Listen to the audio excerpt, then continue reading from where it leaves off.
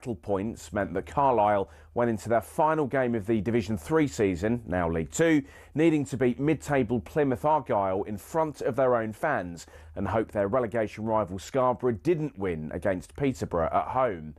The game at the McCain Stadium finished 1-1, and with the same scoreline at Brunton Park deep into injury time, Scarborough's fans invaded the pitch en masse, believing their Football League status was secure, convinced they'd done enough to stay up. However, there'd be one more plot twist. Carlisle won a corner in the dying seconds and up came Jimmy Glass. In one of those you couldn't make it up moments, Glass scored from a rebounded header and was promptly swamped by teammates and thousands of fans who quite simply couldn't believe what they'd just witnessed. As for Jimmy Glass, he became an overnight celebrity, but he never played for Carlisle again, and his playing career never really kicked on after that defining moment. He took on various jobs outside of football before finding his way back into the sport as player liaison officer at Eddie Howe's Bournemouth, and most recently the general manager at non-league Wimborne. Not the fairy tale ending to one of the most Hollywood moments in football, but the name Jimmy Glass will live on forever as the scorer of that goal, arguably the most important in any club's history.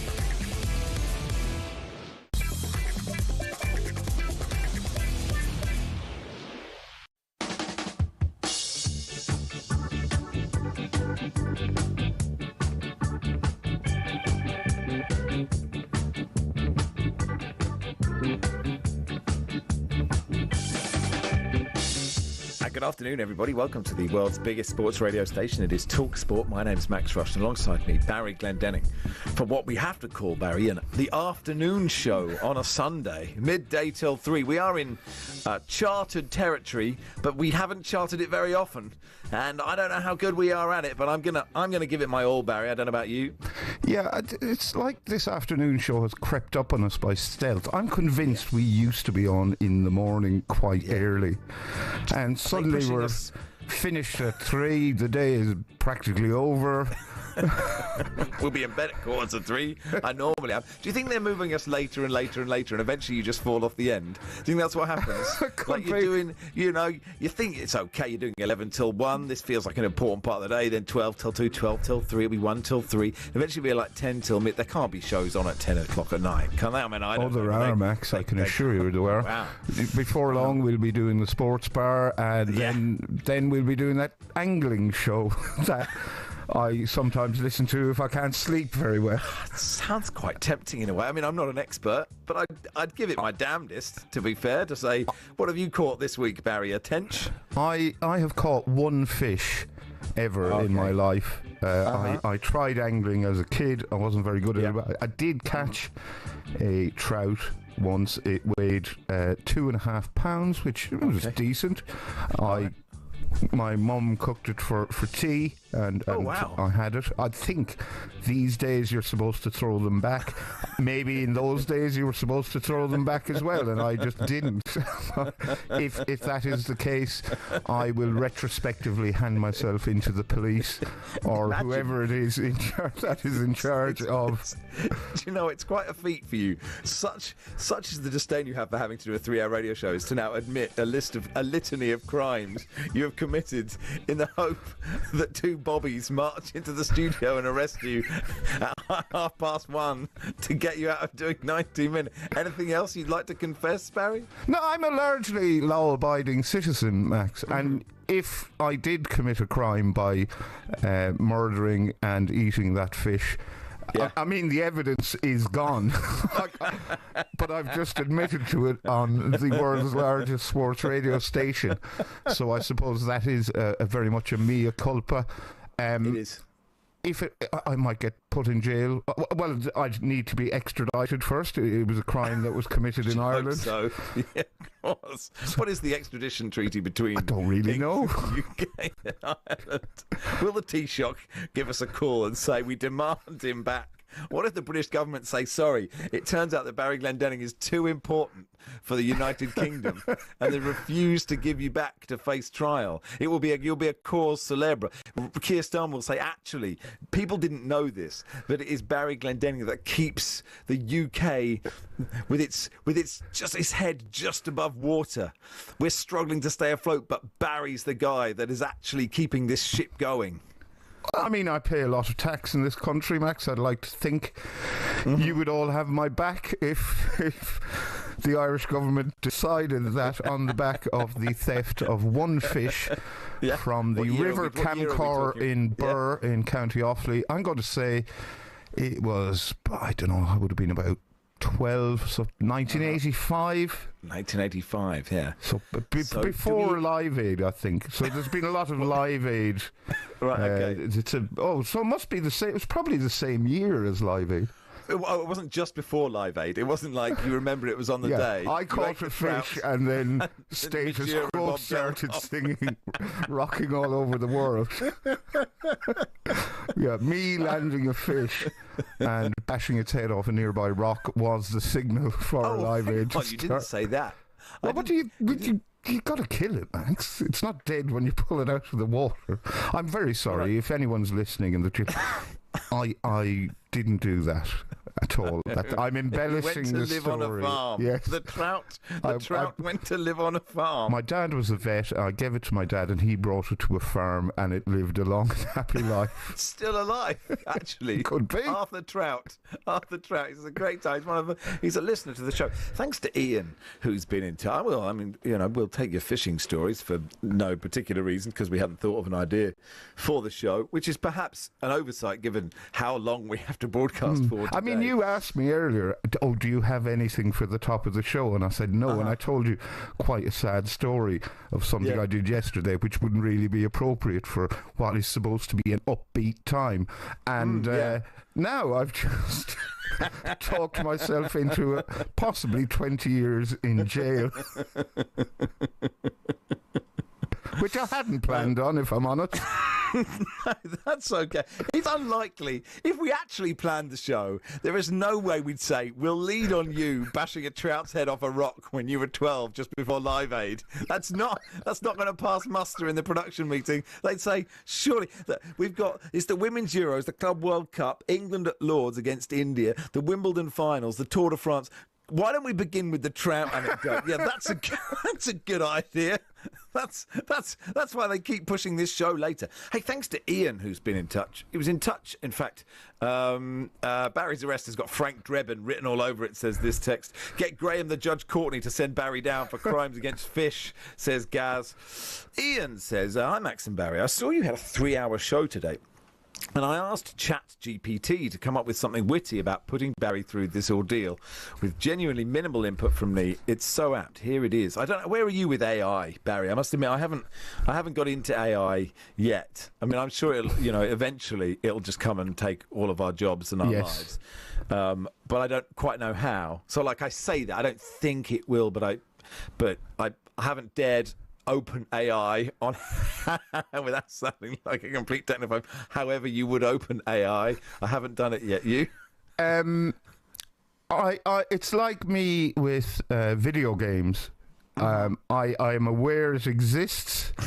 Yeah. But I don't play around with it, if you know what I mean. I'm not an active or enthusiastic participant. I have realised any time now I Google anything, you get an AI explanation for it that isn't always as accurate as it might be. So I'm saying AI is reasonably well informed but not particularly well informed and far from an expert on anything. Okay. So I think I could be replaced by it very easily. Here is the chat GPT that Ian put in for us. It says, here's a funny version tailored for Barry Glendenning on talkSPORT with his signature dry wit and laid-back charm. These are chat GPT's words, not mine. You've got a big fan, Barry, in chat GPT. Cue theme tune fading out, sound of chair creaking dramatically. God, it does know this show, doesn't it? It says here, and I think it might be, I'll read both. I think some of it's my words and some of it's yours. It says, now usually I do a 2-hour shift, which is just long enough to sound vaguely informed and short enough to avoid doing any real work. But today, friends, they've given me a whole extra hour. That's 60 bonus minutes of Barry. That's right, 3 hours, 180 minutes, 10,800 seconds, or as I call it, way too long to pretend I care this hard. More time for half-baked opinions, long-winded tangents, we've already got there, and dramatic sighs when someone mentions the Nations League. Why the extra hour? No one knows. Possibly a clerical error, possibly a cruel prank, or maybe someone at talkSPORT genuinely believes I have more to give. Spoiler, I don't. Sorry, is this AI being me and I think so, reacting to the extra hour as if it was me? I think so, yeah. That's quite on the ball. It's quite on the nose. On the money. So here we are. 3 hours of glorious under-preparation, tepid takes, and maybe, if you're lucky, me reading the wrong text messages out loud. Grab a cup of tea, lower your expectations, and settle in. This is going to be the most effort-efficient 3 hours of radio you've ever half listened to. Let's do something resembling a show. God, it's really good, isn't it? That really is... That's sort of what we're going to do here. Well, the thing is, I mean, we've had 3 hours shows before during this time of year and had very little to talk about.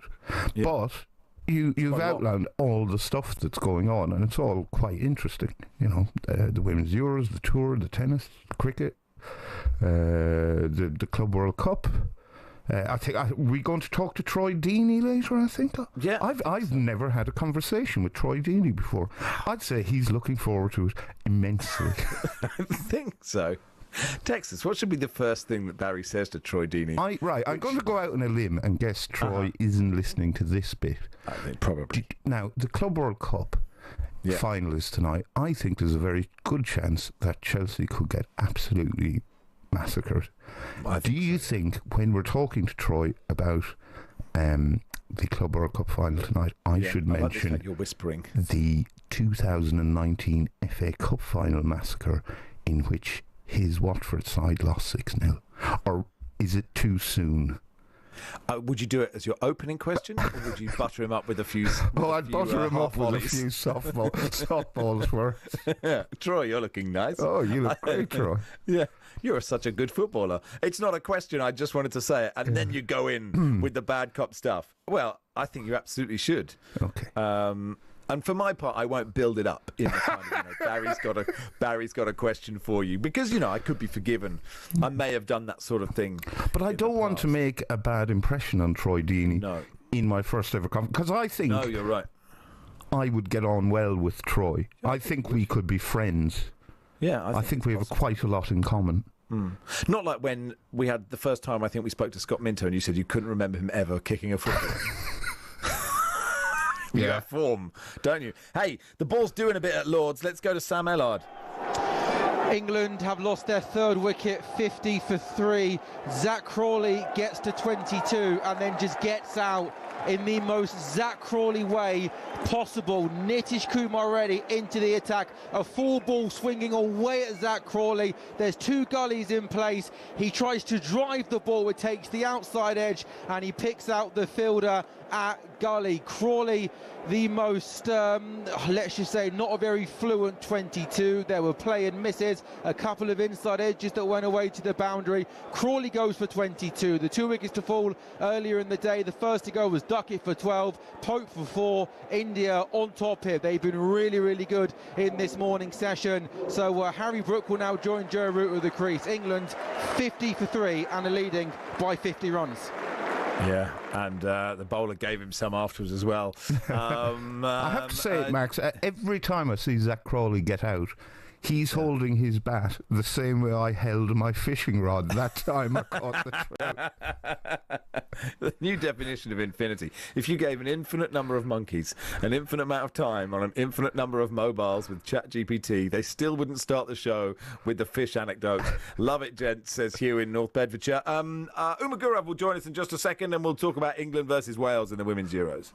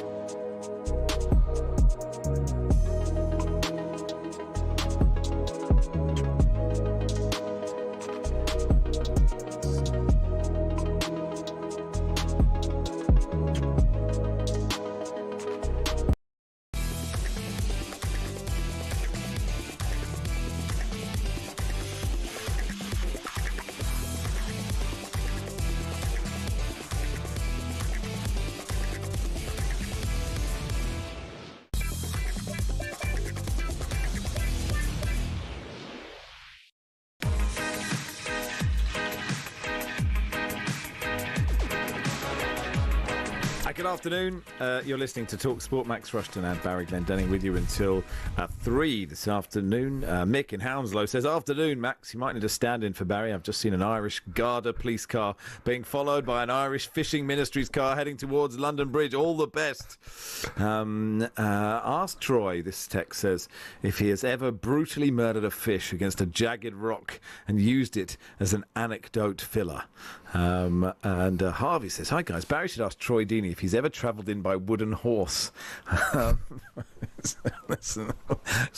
see how we go with that. How are you viewing England's women at the moment? Because I sort of went from they are garbage, I think we both thought after the first game they are done, to they might be the best team in the competition in a space of a few short days. I don't think they're the best team in the competition because I've seen 2 of Spain's games and they are the best team in the competition by distance, I think it's fair to say. I was impressed with the manner in which England got the job done against, who was it, the second game? Netherlands. 4-0. The Dutch never got a look in. I think they were surprised by how good England were. England are renowned for their bounce back ability. That's the term Ian Dowie coined years ago. I don't watch England really apart from major tournaments, but I believe it is not uncommon for them to follow up very bad performances with very good ones. The players insisted after the first defeat that they would get the job done in the second game, and they duly delivered, so I suppose hats off to them for that. I you know, as a Celt, I think I'd like to see Wales beat England tonight. Mm-hmm. I think most neutrals would. I know our friend Ellis James is going along to that game with his mum. He took his daughter to the first game. He said the atmosphere over there is brilliant. And I did hear Sean Custis asking you if you'd be tuning into the Club World Cup or the England-Wales game. So I think I'll be double screening them. I'm curious to see. I am not as against the Club World Cup as everyone else is, but I am. I'll watch the England-Wales game, I think, until, I suspect England will probably win quite easily.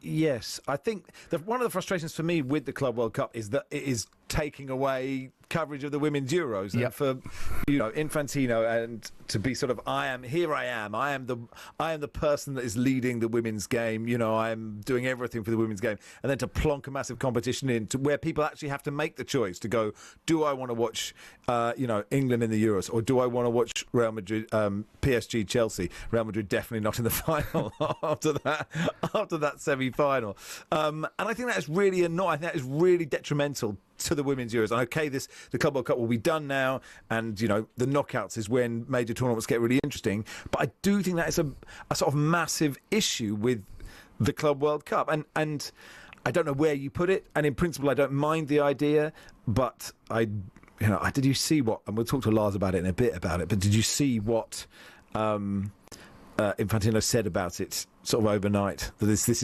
is the most successful tournament in the history of football tournaments, or something along those lines already. And okay, I missed that, I must confess. Yes. But I think in years to come, look, the very first World Cup, as in International World Cup, was held in Uruguay. It was invitation only. A lot of countries, England included, didn't bother with it. They thought, it's too far away, no one will care about it, And now, that's the very first World Cup. Uruguay won it. They forever have that star on their shirt because they won the first incarnation of it.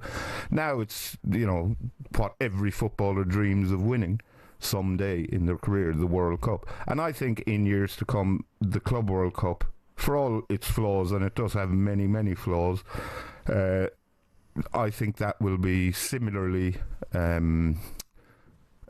exalted as a competition. I think. I might be wrong, but I do think it will. And I think if Chelsea or PSG, whoever wins tonight, in years to come, it will be seen as a far bigger deal than it is now. Muse Lover says, just let Barry know. This is regards you being sent to prison or being extradited to Ireland for murdering a trout in 1985, just before Live Aid. Muse Lover 86 says, just let Barry know I watched Ally McBeal once, so I know the law. I could defend him in court if needs be. People are coming together, aren't they? Penguin Lad says, Barry's fish anecdote, not exactly White House and Mortimer. Yeah, I thought we could get that gig. We could have got that gig if you hadn't been so murderous with your fishing. Milton says, hello, I have an idea for Barry's first question for Troy Deeney. Does he have another favourite Troy? It might be that lacklustre Brad Pitt movie or the fable that inspired it. It might be Zac Efron's Troy Bolton from High School Musical, or most likely the antagonist Troy from The Goonies. Which is it? I mean, you don't know the answer. No, I don't. I mean, my favourite Troys are John and Jim Troy, who used to play hurling for Offaly many years ago and won All-Irelands with them. So they're... they're your favourite. Okay. Yeah. I haven't really... Troy McClure is probably up there for me. Jim says, it may surprise you that we are struggling to get Uma Gurav on the line, hence discussing Ally McBeal at any length at this stage. Jim says, it may please Barry to know that you can effectively turn off the AI summary on Google by putting a swear in the search query. So, e.g., does Ireland have extradition treaty with the UK for killing a bleeping fish? And then that turns off the AI summary for that, which is thanks. While we're on admin, thank you, Jim. Greatly appreciated. Mike says, the Club World Cup and the Women's Euros, I'd rather watch Barry win the world's fish murdering championship. Anyway, I believe Uma Gurav is there with us. Hey, Uma, you okay? Thank God. Hello, I'm good. How are you guys? Really good. Well, that's great. We've got you on an old phone from about 1961. This is very exciting. Anyway, we were talking about the game today and basically can't see anything past an England victory. But are we silly to be complacent? I don't think we're silly to be complacent, but at the same time, I think England themselves won't be complacent about this match because Wales have come into this tournament as the underdogs. Everybody's underestimated them, and lo and behold, they come out. And I think actually they did shock France a little bit, you know, scoring their first goal at the Euros. Jess Fishlock, 38 years old, she was the player that everyone said to watch out for in that Wales squad, and she did come out. And I think France were worried for a bit there. England will be going into this thinking, yeah, we've got to win this. You know, Wales are the lowest ranked team at the tournament, but there is that rivalry. And you know, when the home nations go up against each other, there's always that added little something there. And I think Wales would absolutely love to knock England out of this tournament if they could. That would be such a story for them. They're also mathematically not out of the tournament yet if they manage to score 4 goals, which, as you say, is very unlikely. But yeah, I think this is going to be more interesting than most people think it might be. Yeah, so Wales have to win by 4 clear goals and hope France beat the Netherlands, I think. That seems very implausible. But even if Wales could throw a spanner in the works and just win or even get a draw, and it's difficult to talk about Wales without sounding a little condescending, but for them, just being at this tournament is an achievement. Isn't that the case? Yeah, absolutely. And I think that's the way that the squad are looking at it too in some aspects, because Rhian Wilkinson, their manager, she spoke even after that France game about just how immensely proud of this team she is. And she should be, because I think, you know, we also have to remember that their team bus was involved in that road traffic accident just a day before the France game, which was mentally really tough for them. And for them to rally and I think put on the performance that they did against France, they have shown everybody that they do deserve to be, I think, at major tournaments. And I do think for Wales that this will be the first of many major tournaments for them, certainly with the manager that they've got right now, the leadership model, the squad that they have, the up-and-coming players in the country. I think that Wales will be seeing this, yes, as a moment of history, but also the start of something really significant for them. Hopefully they can, you know, put on, I think, a good performance against England to prove that this has been a tournament for them where they've learned a lot. But yeah, I think for England, it's going to be another day at the office where they really need to get a good result and then look ahead to the knockout stages. Do you think Sarina Wiegman will make any changes for this game? I'm not sure that she will. I think she'll go with the lineup that she went with in the second game, because I think everything we know about Sarina Wiegman tells us she likes to stick with the same lineup. And I think even though, you know, that first game, the lineup didn't perhaps work quite as well as we wanted to. She made only one change for the second game, of course, with Ella Toone coming into the squad. But I think that switch between Alex Greenwood and Jess Carter at left back and centre back actually proved to be really vital for the game. I think she'll stick with that today. I think as well Ella Toone will start the game. Beth Mead seems to have been struggling at this tournament a little bit. I hope she manages to grow back into herself and the Beth Mead that we know and love, but I'm not sure she'll start this game. Perhaps as well, I think if, you know, we start to see some early goals going in for England, hopefully we'll see some of the players who haven't featured as much at this tournament, maybe Aggie Beaver-Jones. Michelle Agnemang, of course, was so impressive when she came on against France. Maybe those kind of players will come on in the second half.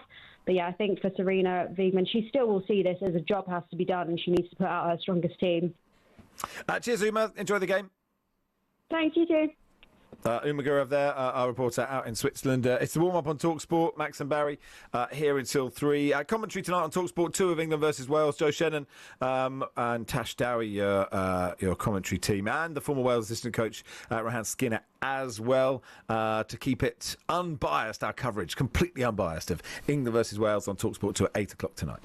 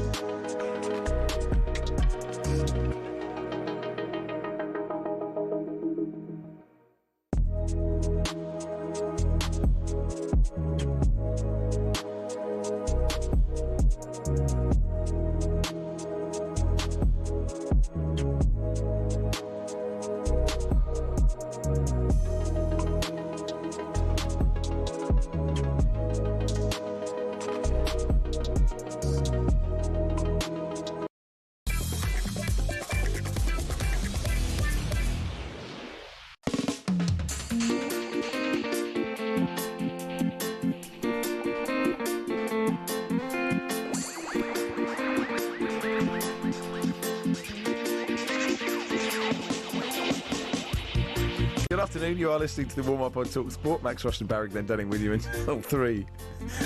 What's so funny? I tell you what's funny is, so the way we see our job, right, is our job, and it is fair to say that we had a little bit of a problem with the Yips opening the show we had a couple of months where we started to struggle a little bit. But, you know, our job is to get on air and deliver some gold, and then the show is set up for us. You know, like, it's there for us. Once we've done that heavy lifting, once we've got to 11:15, 12, wherever they want to start this programme, then we've got to the top of the hill. That is clicking up the roller coaster, isn't it, Barry? Yeah. That is tick, tick, tick, tick, tick, tick, tick, tick, tick. And once we've done that, it is basically we are freewheeling all the way. The guests come on, they provide the expertise. We just do a little bit. We're just sort of just little prods here and there asking questions. We're a concierge from that point. So I don't know what it is that means that is this going to be every bit of this show? That every guest that we want to get on, they just say, just as we're coming back and that nice music comes in, they just say, they're not there yet. And so now it's up to us. And I feel like I think we did well. We didn't even really let on in the first section when we didn't get Uma for about 10 minutes, and then she sounded like she was down the bottom of a well. I thought we did really well. I think that was because I hadn't looked at the running order and I didn't realise we were waiting for Uma. I just thought it was more banal chit-chat. It's another bit from you. The issue I had there is, obviously, I think we sort of covered our thoughts not in great detail, but, in a bit of detail about, the Women's Euros. And then I moved us towards the Club World Cup. Now, this bit is a Club World Cup bit. So I guess we could talk a bit about the game, about PSG Chelsea. That's what we're here. This is our job, right? And we can't complain about what we've been put here to do, Barry. Yeah, but I'm already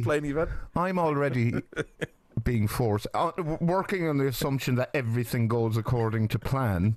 I'm stretching 2 hours of anecdotage, opinions, erudition, knowledge and opinion over 3 hours. And now you're asking me to basically vomit out all that in the space of half an hour, which means I'll have nothing left before our show is technically started. Because for me, it technically starts in 24 minutes. Because then we'll have 2 hours to go. And I'll have already used up all my gear. The trouble I had is I did an hour show just to myself between 11 and midday. I really should have saved until we were broadcasting to anyone. So I've only got an hour left. Anyway, I believe Lars Sivertsen in some form is with us. So time to look ahead to today's Club World Cup final action thanks to DAZN. In the Zone on talkSPORT with William Hill. 18 plus gambleaware.org. Lars Sivertsen, can you hear us? I can just about hear you. More interestingly, can you hear me? Are you at the bottom of the same well as Umagu? I think you're further down the well than she was.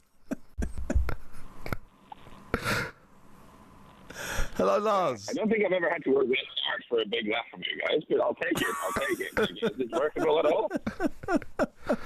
I mean, I can barely hear you, Lars, is what I'm saying. But to be clear, Lars, I don't want you to go away because, as Barry and I have already established, we've used up quite a lot of material in the previous section when we couldn't hear the guest. And so we're going to persevere with this as if you're in crystal clear quality. And hopefully the listeners are with us. Anyway, PSG Chelsea. Barry said it first, but we both believe that Chelsea could get absolutely hammered here. Could you make a case for Chelsea winning this game?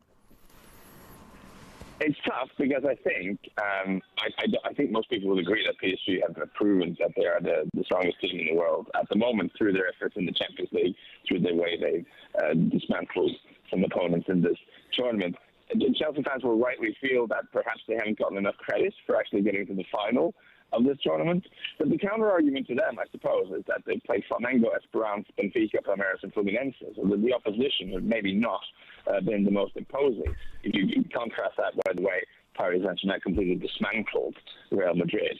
It's a little bit more intimidating.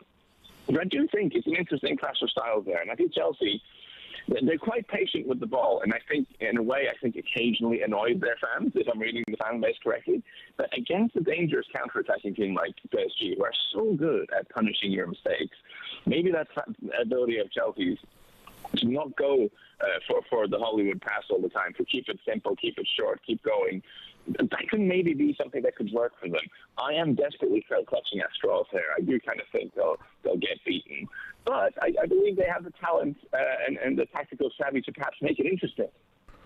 The game is going to be won or lost in midfield, probably, Lars, as most games are. But PSG, I think, in this tournament alone, have had 10 different goal scorers. They just goals come from all over the place, and that is so hard to defend against.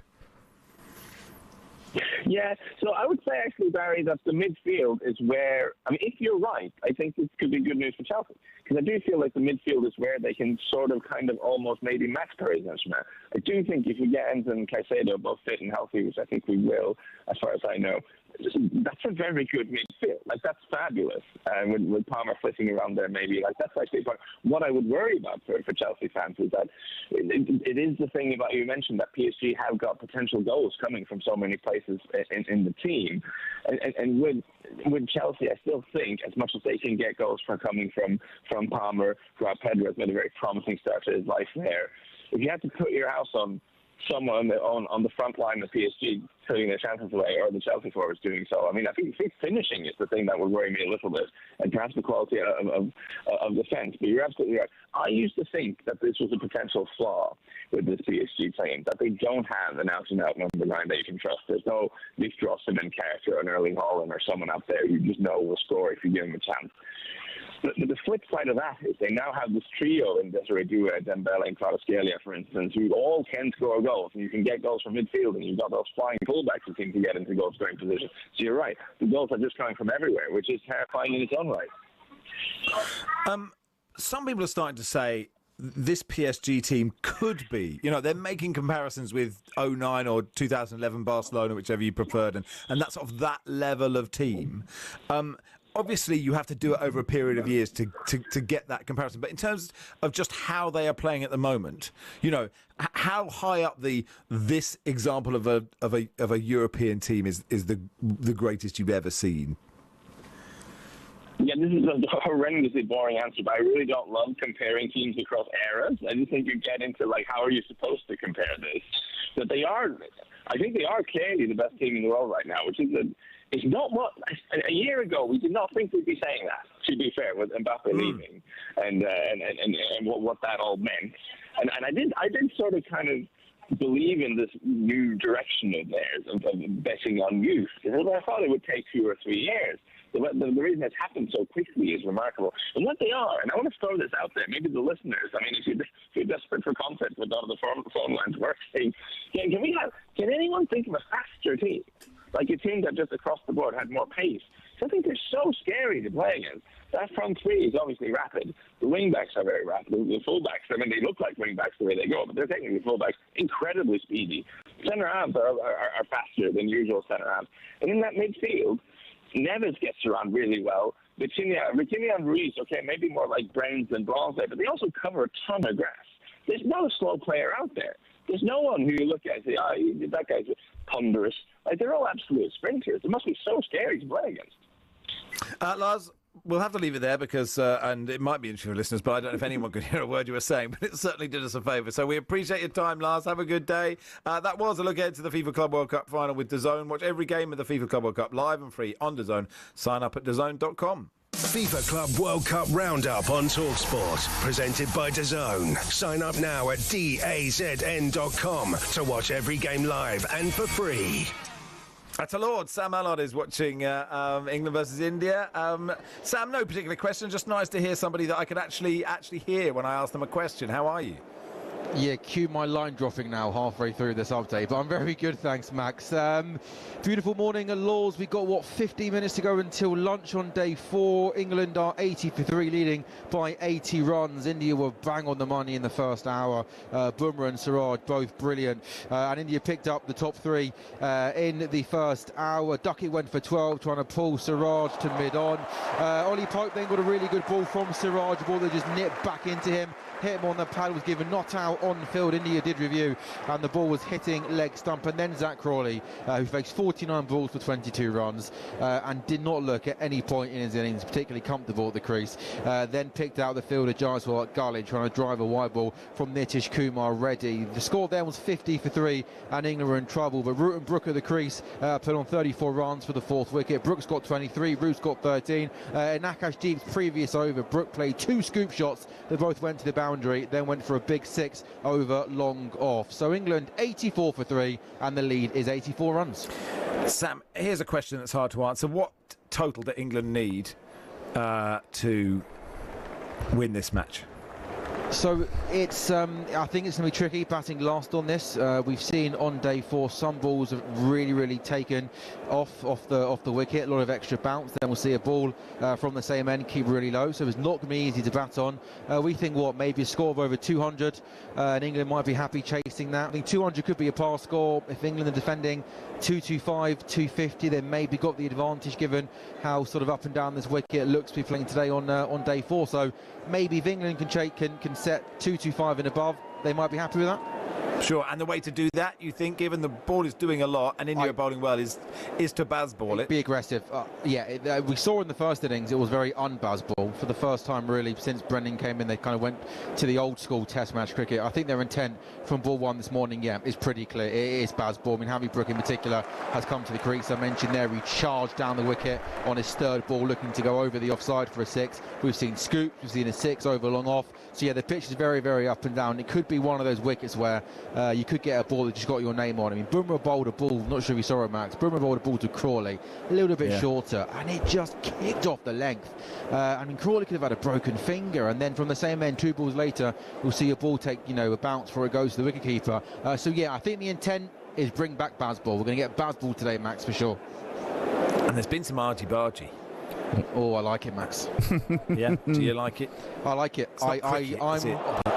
No, but I like the needle. I like the. I thought last night, the final over of last night, when the slips were having a go at the 2 batters and Gill was waving his finger.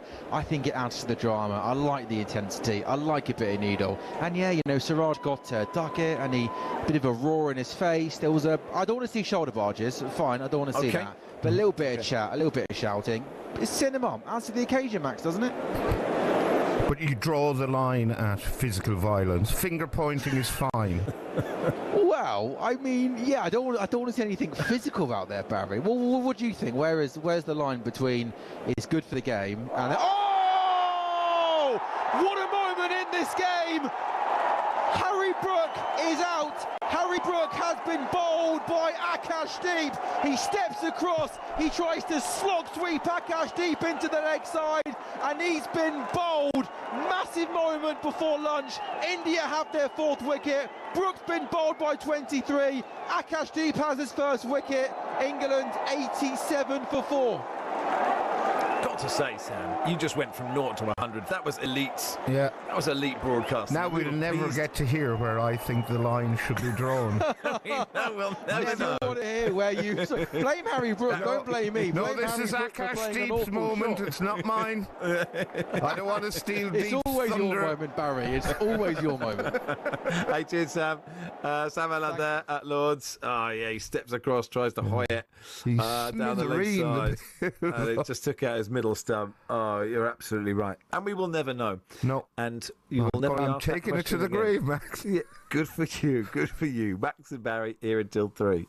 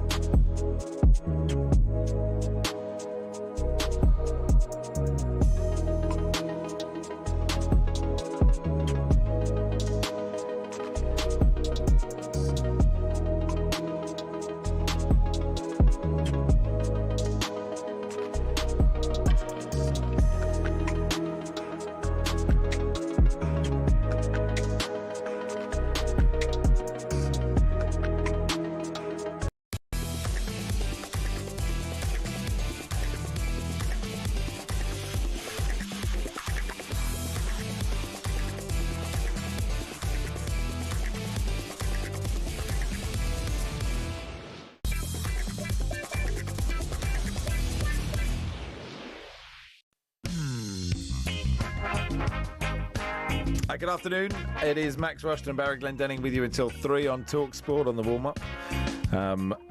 Kyle has been in touch to say that live wicket's the most exciting thing I've ever heard on your show, and I've been listening for years. Well, it was good, wasn't it? Yeah. Anyway, let's look at the latest odds ahead of today's action with William Hill. In the Zone on talkSPORT with William Hill. 18 plus, gambleaware.org. Lee Phelps joins us. Hey, Lee.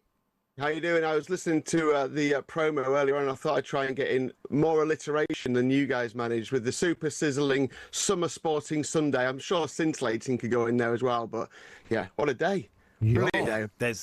There's lots of it, isn't there? Where do you want to start? Should we start? We just chatting to Sam at Lords, and I imagine that Harry Brook wicket will have changed how you see things. Yeah, India have gone odds on in play, 3-4 to win the Test match. England 23-10, 19-5 the draw. Look, as we've said throughout this series, anything could happen with Bazball. So, England at 23-10. If you're thinking, well, maybe that does look a touch of value, then yeah, you're welcome to take it. But God knows. I mean, I was watching at the end yesterday, and there was finger wagging, there was a bit of bad language. It suddenly got a little bit fruity, didn't it? So there's something on this Test match, isn't it? If anyone who thinks that these matches are just going out there and playing for 5 days. This is a 2-day shootout, and the Indian side, I think they're really, really up for this. So, yeah, there's a few price boosters. Joe Root to score 75 in the second innings. That's been boosted out to 2-1. Currently, we need his runs, I guess, from an England point of view at the moment. But, yeah, there's in play on the golf as well. The Scottish Open at the minute, where Rory's making a real charge ahead of the Open at Portrush next week. He's 6-5 to win this going into the final round. 66 yesterday, of course. Chris Gottrup, 11 with him on top of the leaderboard. He's 9-2. Matt Fitzpatrick, 17-2, then 12-1 and bigger the rest. But yeah, there's plenty in there. Obviously, Wimbledon as well. Well, talk us through that. Who do you see? Yeah. Obviously, the women's final was slightly one-sided yesterday. How do you see the men's final today? You can't see this one being one-sided, can you? I mean, obviously, we all love the final of the French. Yannick Sinner versus Carlos Alcaraz. It's taken us back to that era of Federer, Djokovic, Nadal, Murray finals. These two look set to create another fantastic spectacle. There's not much between them in the betting. 19-20 Yannick Sinner, Carlos Alcaraz is 10-11, so virtually a pick 'em. There's an interesting price boost here, which is boosted from 7-4 out to 9-4 for the match to go to a deciding set. If the betting is as close as it says and the match follows that route, then yeah, you can see this one going 5 sets. Really looking forward to it. I'd probably go with Alcaraz. Obviously he's fantastic on at Wimbledon, going for his third on the spin. Loads of price boosts on this one though, and you've also got bet and gets on it. So if you bet in play on the tennis, you get a free one to use in the match as well. So yeah, plenty to go there. I'll just edge Alcaraz in an absolute thriller, 3-2, I think. All right. Let's talk about the Women's Euros then. England versus Wales today. Yeah. England came back, didn't they, from that kind of disastrous start, and it was a bit like following the men's team, wasn't it? When it was just like doom and gloom. Then suddenly they beat the Netherlands 4-0. Everyone's happy. They've got this really weird run at the moment of losing a game and then winning really well. I mean, they've won by 5, by 6, by 4, but in between that they lose games. I don't expect that to continue here. Wales are 35-1 to beat England today in the 90 minutes. England 16-1 on the draw, 12-1. Had a bit of luck with bet builders this week, so I'm going to go for another one here. I'm going to go for Alessia Russo to score and assist. Fantastic against the Netherlands, assisting goals for fun. Needs to, get a goal to, add to that in this game. Jess Fishlock for the Welsh, shot on target, scored in that previous game, that consolation against France. I'm going to go for England to score over 2.5 goals as well. They've, like I said, they've been when they play inferior opposition, they tend to know what to do and put the foot down. We heard the coaches saying, don't go into this with anything but 100% commitment. You get impact subs, so if any of those players come off, if Alessia Russo comes off in the second half when they're comfy, whoever replaces her, it carries your bet on there as well. So that bet builder is 11-1. You get up to 14-1 with your bet builder winnings boost as well. And we've got a free bet builder on offer if you have one today. Plus, for the World Club Cup Challenge, if you have a losing bet builder, you'll get your money back online. I've put one together there as well. PSG 3-4 favourites. The draw 13-5. Chelsea 7-2. Maybe some Chelsea fans out there thinking I know what you guys have been saying. You'd think PSG should just win this. I mean, and they've been so good in this tournament, so good in the Champions League, so many goals. I just wonder if 7-2 is a little bit big for Chelsea. If they can keep them quiet. It's a big if, I know. There's an epic boost on this one. That's Dembele to have 2 or more shots on target in the 90 minutes. Impact sub applies there as well. That was 1-2, now even money. Max stake of a tenner online. But my bet builder is, because of that front line, I'm going to go for Scalia, Dembele and Doué to all have a shot on target. They might all score, to be honest. All to have a shot on target. I'm going for Moses Caicedo to be carded. He's already picked up yellows in this tournament and, of course, during the Premier League season for Chelsea. And a PSG win, which with that boost gets you up to around 7-1. But I think there's a lot of ways in on the bet builder here, and there's loads of offers. Price boosts across both the football matches, across the racing as well, of course, today. So I'm getting set. I've got to mow the lawn first, and then I'm settling down. So headphones in, listening to you guys, mowing the lawn, and then it's sport all afternoon. How big is the Phelps lawn? Are we talking football? Do you live in a manor, a country estate, sit-down mower, fly mow? What are we talking? How long? It's not a sit-down mower. Right. I would say it's about the size of a very short par 3. Ooh. It's not a bad garden there, isn't it? Right. Wowzers. So there's a bit of work to be done. There's a bit of work to be done. And like a short par 3, is it tree-lined? Is there a brook across the middle? You might have is to it the negotiate? 17th at Sawgrass? Is it just a lake? It's not like Gareth Bale's backyard, let's put it that way. It's not that kind of style. Front and back, or just front, tiny, just back? Tiny lawn at the front, like a postage stamp size lawn at the front. Okay. Literally postage stamp size, or are you? Yeah, I'm going to get a pair of scissors out and just cut that one. Blimey, the Phelps garden is big. I remember doing Drive with Darren Goff many years ago, and him announcing that he had 4 sit-down mowers, which seemed more than you need. That is. Do you reckon he nicks them from the workplace, like just petty theft? From Yorkshire Cricket Club, he just loads one into the back of a van and hopes no one notices. He's stolen the heavy roller. Yeah, I'm going to nick a biro later. Stick this biro in my bag. He's taking sit-down lawnmowers. Good luck mowing the par 3 and enjoy the afternoon sport. Cheers, Lee. Yeah, please keep you entertained during the mowing. We will endeavour to do so. So. Our best. I have no lawn, Max. I have no lawn. Phelps has a par 3. Interestingly, I have I'd say like a very small pitch and putt green. Okay. I've got, but it's Astro, so I can't mow that. Okay. Can I? So how the other half live. Anyway, that was the latest odds of William Hill. 18+, begambleaware.org. In the Zone on talkSPORT with William Hill. 18+, gambleaware.org. So it is Max and Barry here on the warm-up. We've done an hour and we've done incredible work, I would say. 2 more to come.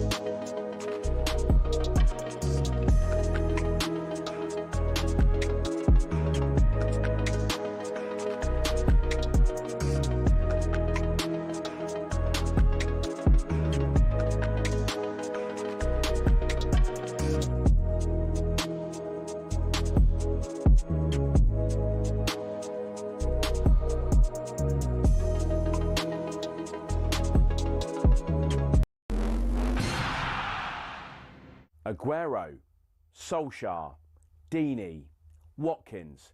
Sure, you know all about those last-minute goals, but have you heard the one about the on-loan goalkeeper who saved his temporary employers from disappearing out the Football League and into almost certain financial oblivion? Back in 1999, Carlisle United, managed by Nigel Pearson, were fighting to stay in the Football League. Carlisle's finances were precarious with a capital P that season, leading to a scenario where, with 3 games to go, they had to ask the FA to sanction an emergency loan deal to bring in a goalkeeper. Swindon Town's Jimmy Glass arrived at the club. His efforts in his first 2 games earned the Cumbrians 2 draws. Those vital points meant that Carlisle went into their final game of the Division 3 season, now League 2, needing to beat mid-table Plymouth Argyle in front of their own fans and hope their relegation rival Scarborough didn't win against Peterborough at home. The game at the McCain Stadium finished 1-1, and with the same scoreline at Brunton Park deep into injury time, Scarborough's fans invaded the pitch en masse, believing their Football League status was secure, convinced they'd done enough to stay up. However, there'd be one more plot twist. Carlisle won a corner in the dying seconds, and up came Jimmy Glass. In one of those you couldn't make it up moments, Glass scored from a rebounded header and was promptly swamped by teammates and thousands of fans who quite simply couldn't believe what they'd just witnessed. As for Jimmy Glass, he became an overnight celebrity, but he never played for Carlisle again, and his playing career never really kicked on after that defining moment. He took on various jobs outside of football before finding his way back into the sport as player liaison officer at Eddie Howe's Bournemouth, and most recently the general manager at non-league Wimborne. Not the fairy tale ending.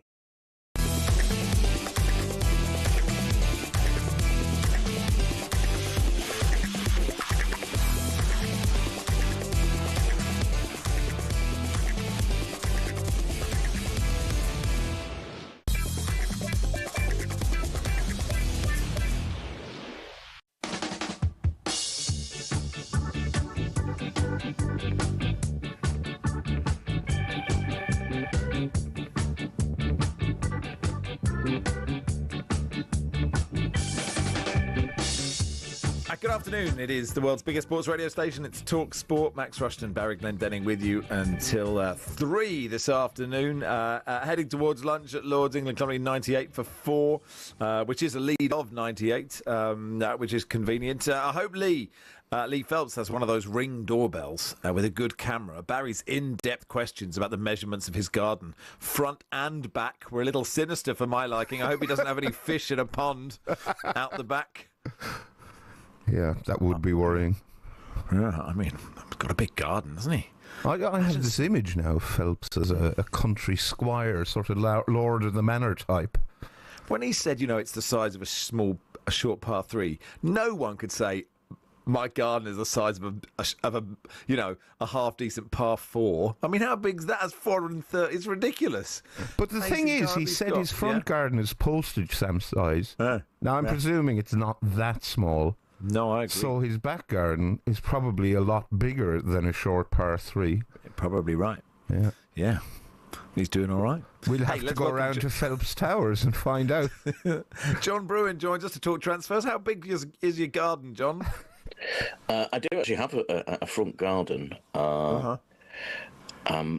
It's not very well kept, I must admit. And would you say it's a par 1? Is it a par 1? It's more like the tee, really. It's about the size of the tee. Oh, the tee box, right. So what was that? What was that guy with a high voice that used to be on Colin Montgomery or whatever? You remember that guy in the Open? You could welcome the Ryder Cup players, and they could stand in your front garden and then just hoy the ball down the road. And it'd be a good way to start windows, it. Yeah, exactly. Yeah. Hey, look, quite often we talk about the transfer window not being that interesting, but there are some things happening, John, aren't there? Gyökeres on strike. This sort of Gibbs-White sort of saga that's happening with Nottingham Forest being angry with Tottenham. Where do you want to start? Well, is this happening too soon? You know, this is the type of thing we want happening at the end of the transfer window, isn't it? You know, players on strike, and but yeah, I would say let's start maybe with the Gibbs White situation. A curious one. I think one of the most common questions that and people ask about football is, why is tapping up really illegal? You know, because it is clear from just about every move that you ever see that someone must have had a word somewhere along the line. And the deal with this one appears to be that the buying club, Tottenham in this case, weren't supposed to know how much the clause was. Though somebody presumably had to know who the clause was. And that's where we enter the legal difficulties. Unless, of course, you just say 49 million and one. 49 million. Well, we had that, didn't we, a few years ago? Do you remember when Arsenal bid for Luis Suarez at Liverpool? It was 11 or 12 years ago, and it ended up this huge row because, again, they'd been fed this information and bid £27 million and won or whatever, and it ended with sort of John Henry, who was the FSG owner, say, you know, what are they smoking down at Arsenal in one of his only suites? But yeah, it's Nottingham Forest appear to get involved in a lot of legal stuff, don't they? That's all I say. Yeah, it does feel like it's almost as if their owner is quite difficult and litigious and easily annoyed. Well, that's all I'll say, yes. Yeah, that's all we should say. Yeah. but isn't it funny to say, you know, you do a deal and you say, yeah, OK, I'd like to, you know, we're going to sign you for Nottingham Forest from Wolves, Morgan. We're really happy to have you. And he says, oh, look, I'd like, 100 grand a week. And they're like, oh, well, 90, 195, whatever it is. Yeah, OK, we'll agree on that. He said, I'd like a release clause. How much? 60 million. Fine. But nobody can ever know what it is. You're like, that's a weird release clause, isn't it? Like, surely a release clause, it's a weird to have one that nobody knows about, because then... Isn't it like going into a shop to, I don't know, buy some tea bags, and you go to the till and say, how much are the tea bags? I can't tell you.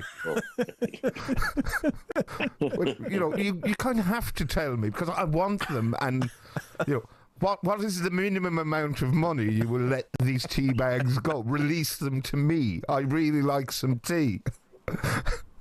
I think at the heart of it is that he is such a key player for Forest, and it's probably a little bit embarrassing for them. And they've also sold Elanga, who was a key player. And I suppose fans need reassuring. And let's take a straw poll here, chaps. Do we think Morgan Gibbs-White will be a Tottenham player at the end of this transfer window? Yes. The trouble is, with my Spurs hat on, somehow they'll mess it up and he'll be... Oh, okay, fair enough. Do you know what I mean? Like, that's sort of... I'd like it to happen. And so I suppose I'm not objective here. I can see that it's annoying if you're losing. You've already lost Elanga. You know, this is like Nottingham Forest would be a totally different side without those two players, right? I can see how it's annoying. But I suppose everyone keeps saying, oh, it'll get done. They've just got to sort this out. So you think... I mean, on that note, John... Tottenham doing, but you're saying, isn't this all happening a bit early? Tottenham doing business, and what looks like quite sensible business, certainly with Gibbs White, and, you know, Kudus is a good player as well. That is also doesn't feel right, does it? Well, yeah, I mean, you know, maybe this other thing of like Tottenham winning a trophy has triggered this Pandora's box of Spurs acting like other football clubs. Of thinking, let's get business done. I mean, the Kudus deal is interesting itself. Funny enough, that also involved a release clause that we actually knew the value of, and they're paying less than the release clause because, of course, yeah, West Ham have to sell because of PSR, because of their own problems with. And okay, Kudus, there's an interesting player. One of those that Ajax, you know, school of players that are all around Europe these days. Many of them ended up at Manchester United, rather fatally. But he was so good for West Ham one season. Last season, no good. Seems like a typical Tottenham signing of the past, really, like inconsistency.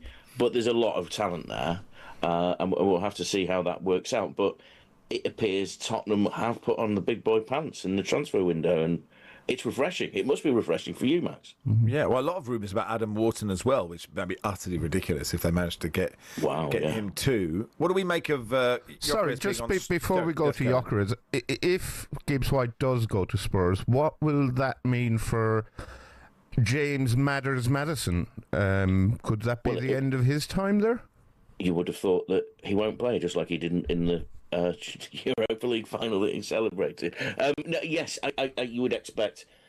Listen, you have to sell to buy, or buy to sell, or whichever way around you want to do it. And Madison will be moved on. Who would be the takers for that?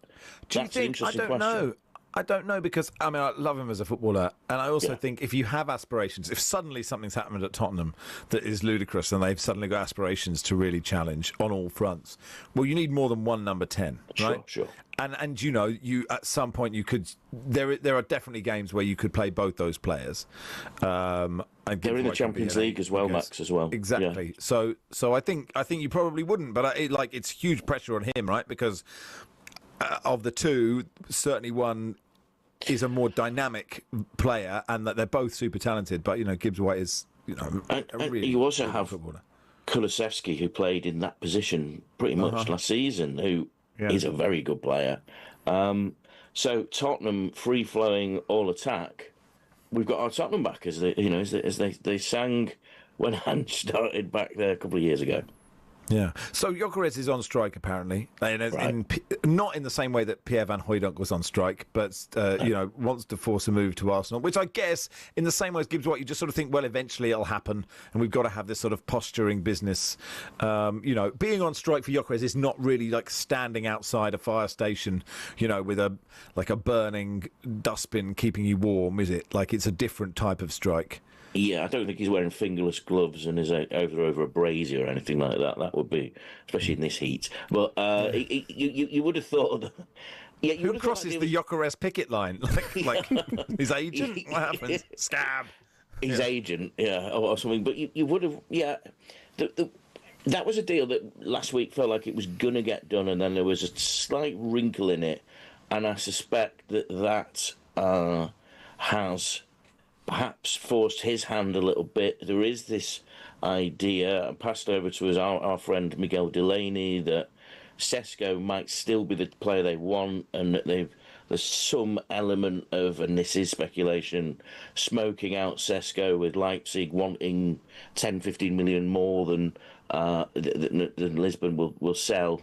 Gyökeres, we're in full transfer chicanery mode, aren't we? There, you would expect that Gyökeres would sign. Going on strike, it's all part of the dance, isn't it? That's part of the manoeuvre. It's if there's a 101 guide to transfers, getting a transfer, that's part of it.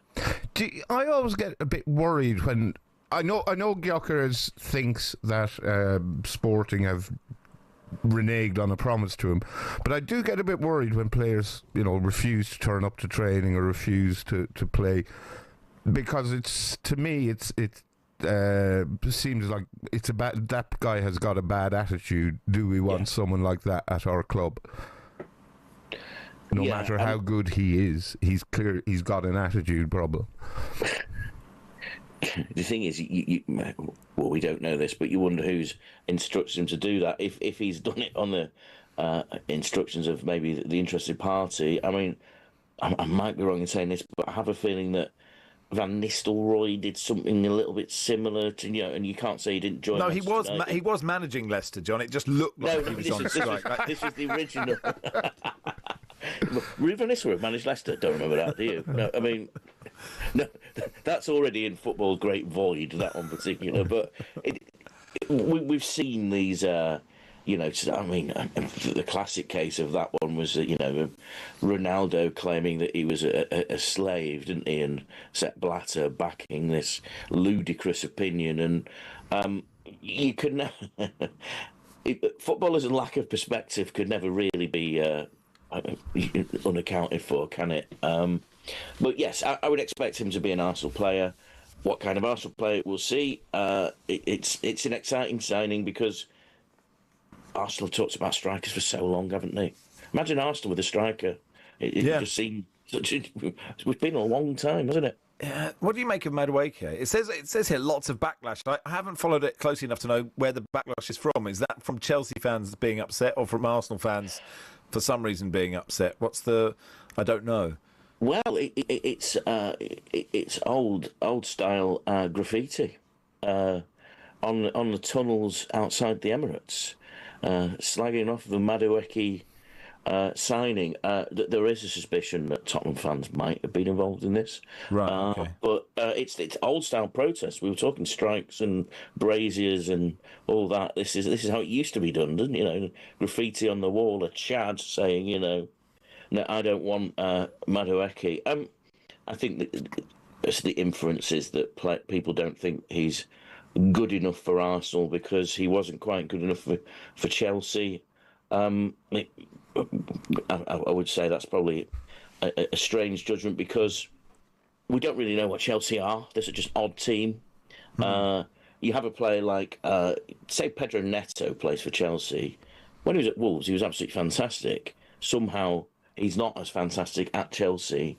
Madueke can be brilliant in certain games, but he's there pretty much as a backup, as a winger across the front, and seems a sensible price.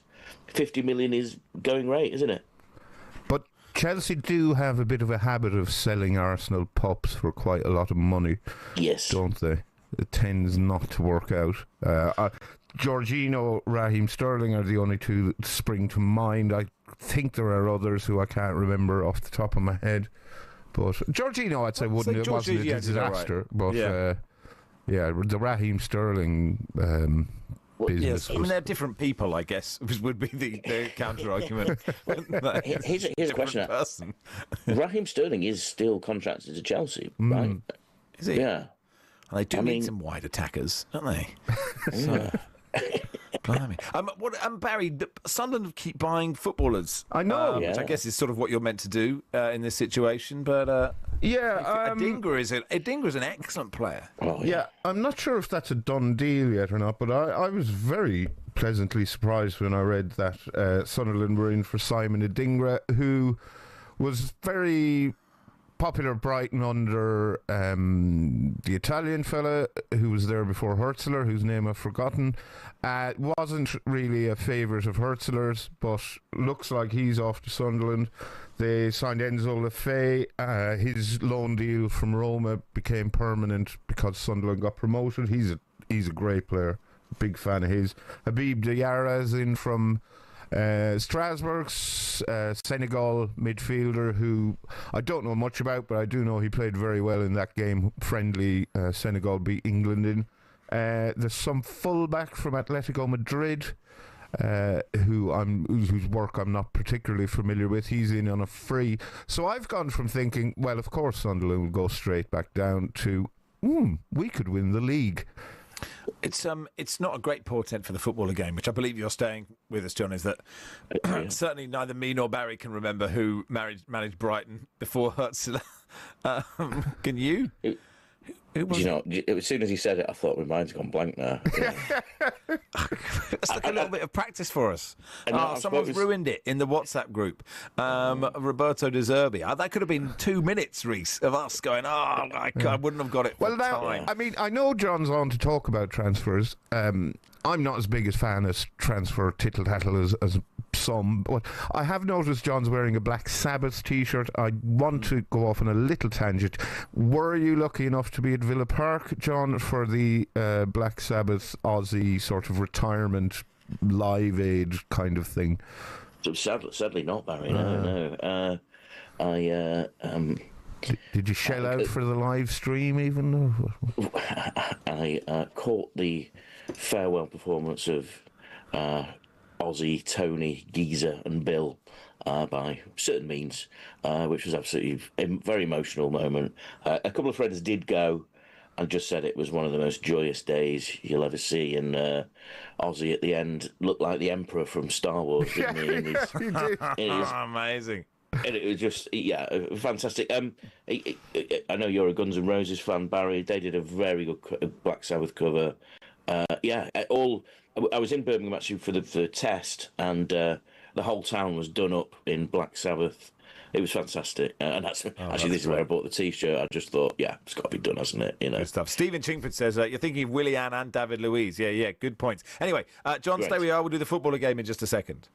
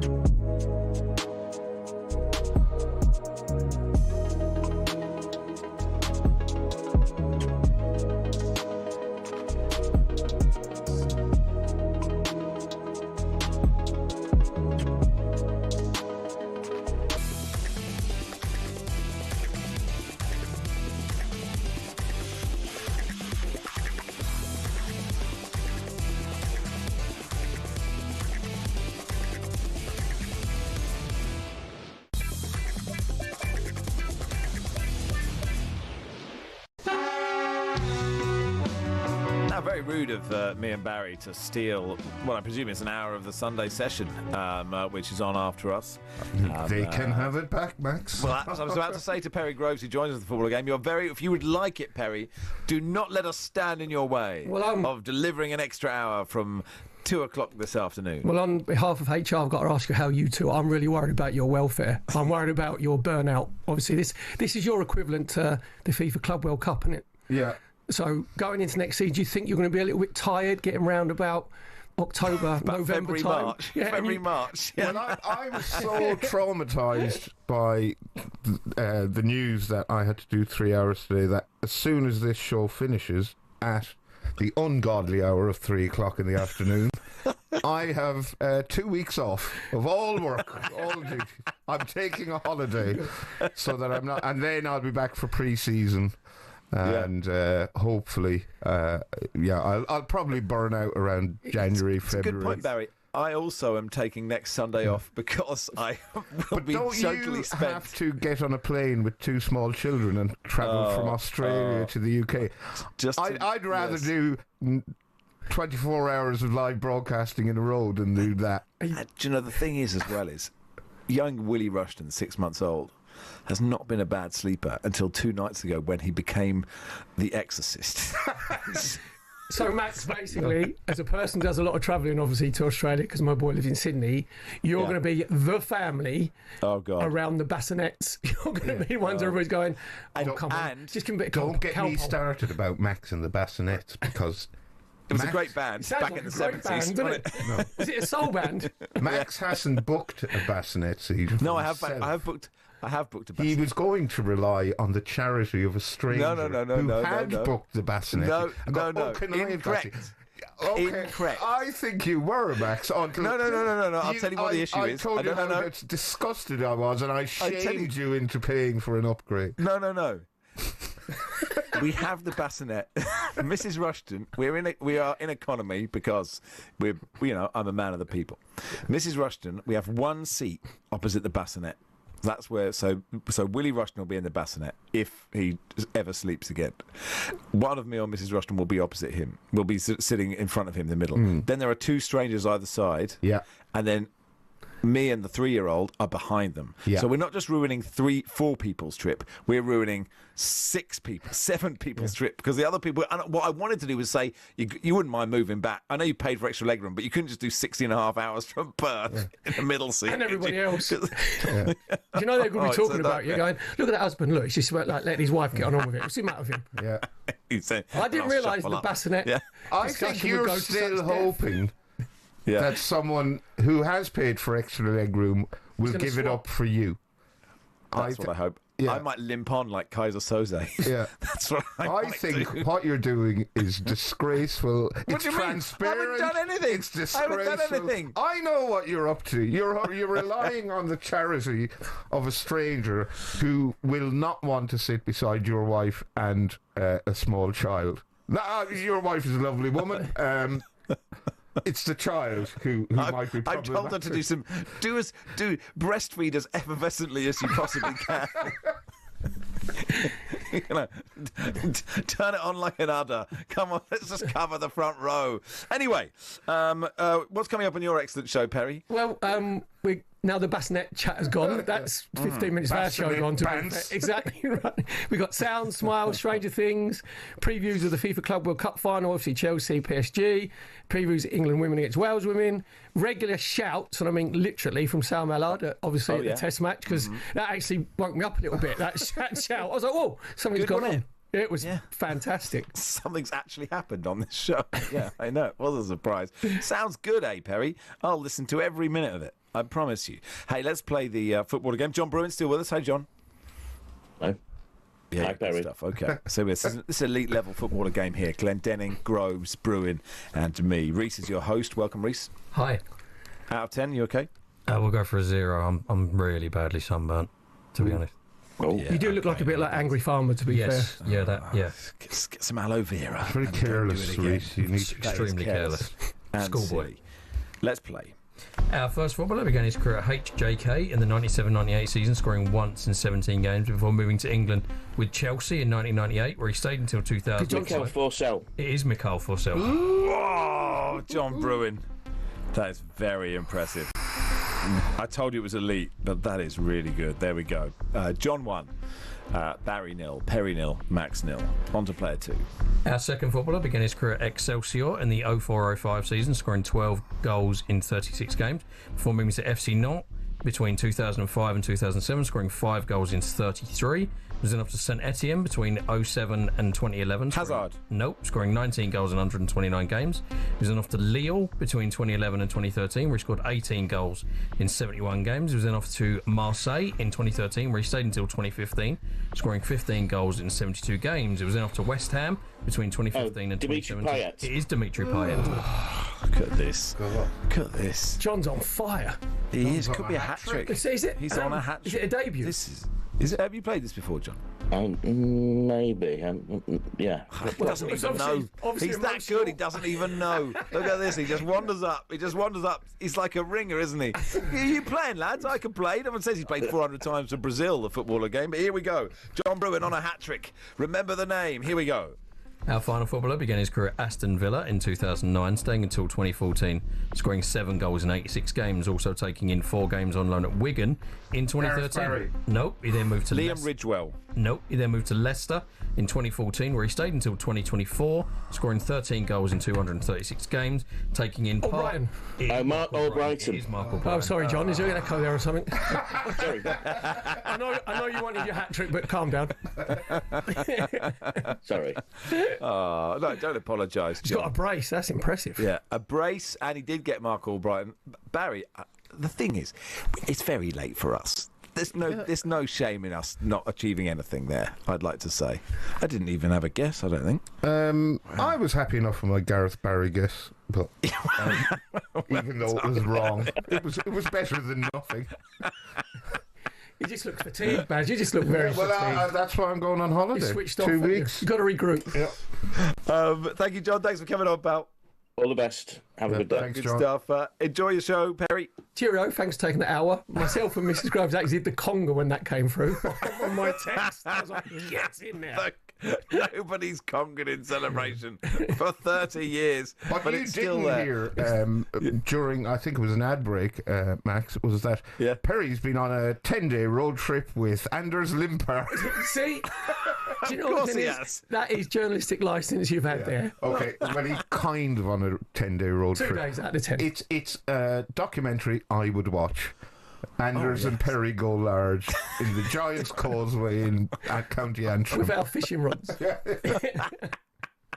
Oh, well, there's the show sword, isn't it? If anyone else has been backpacking with Anders Limpar, 1889, let us know. It's Max and Barry here until 3.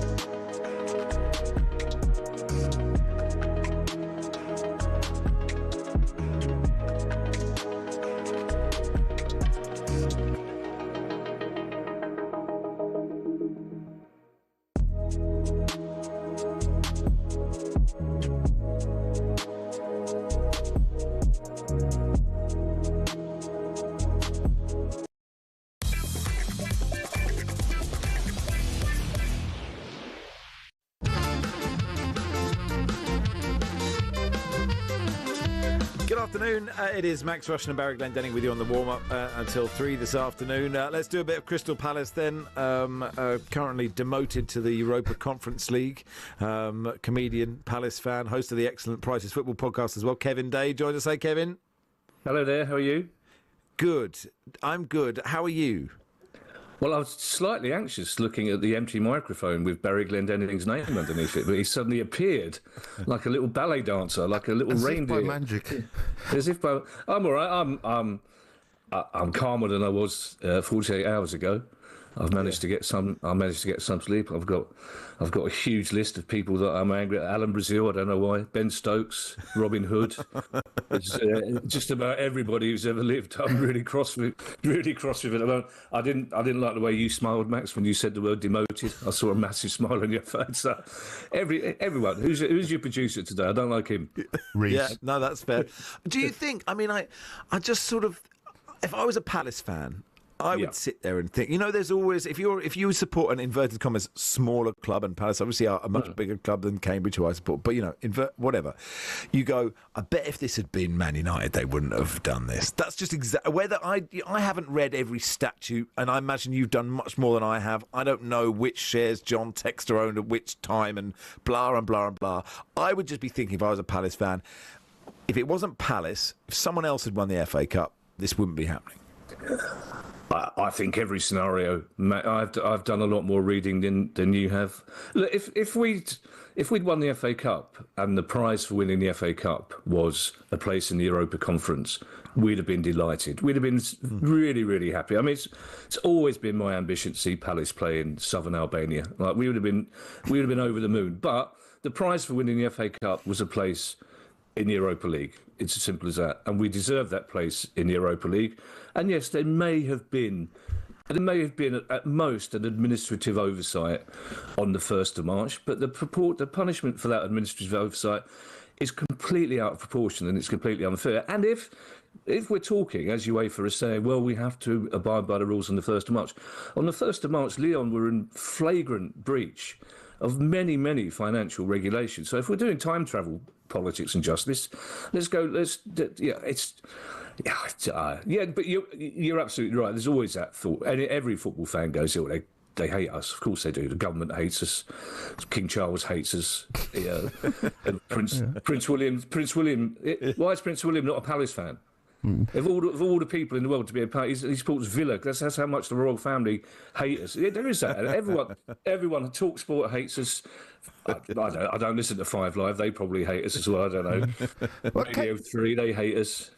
Kevin, can I sort of don my big hat or devil's advocate and say, isn't the prize for winning the FA Cup the FA Cup? And that's brilliant. No one expected Palace to win the FA Cup. They did win the FA Cup. Everyone, I think, was pretty much delighted for them, apart from Brighton fans and Manchester City fans.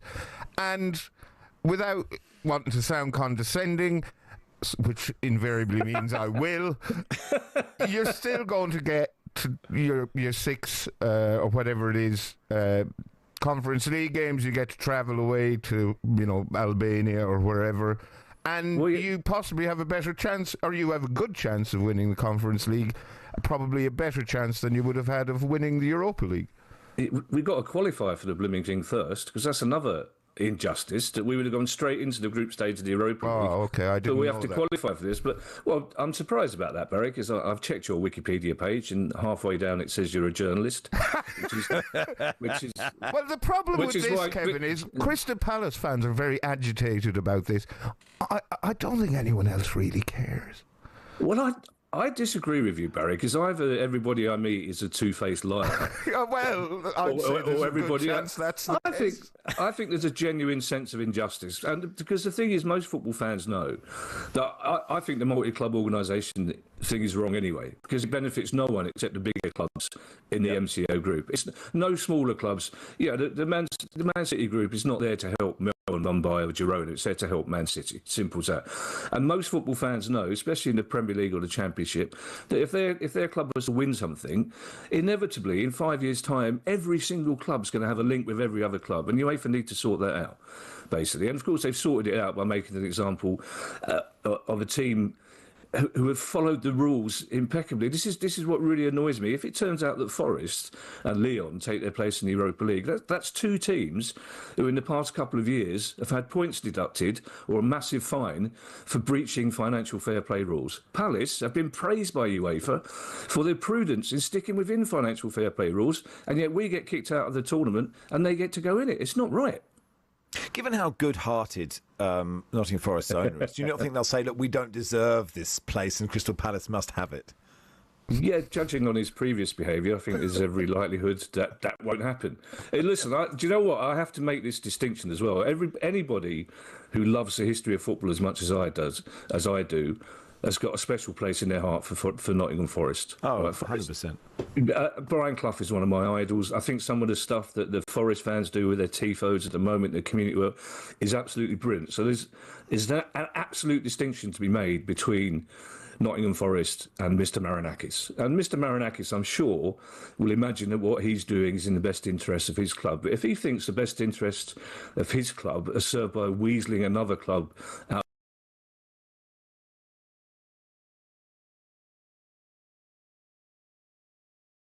in the near future. The problem with Marinakis is he's got a Champions League ego and a Conference League club. It's as simple as that.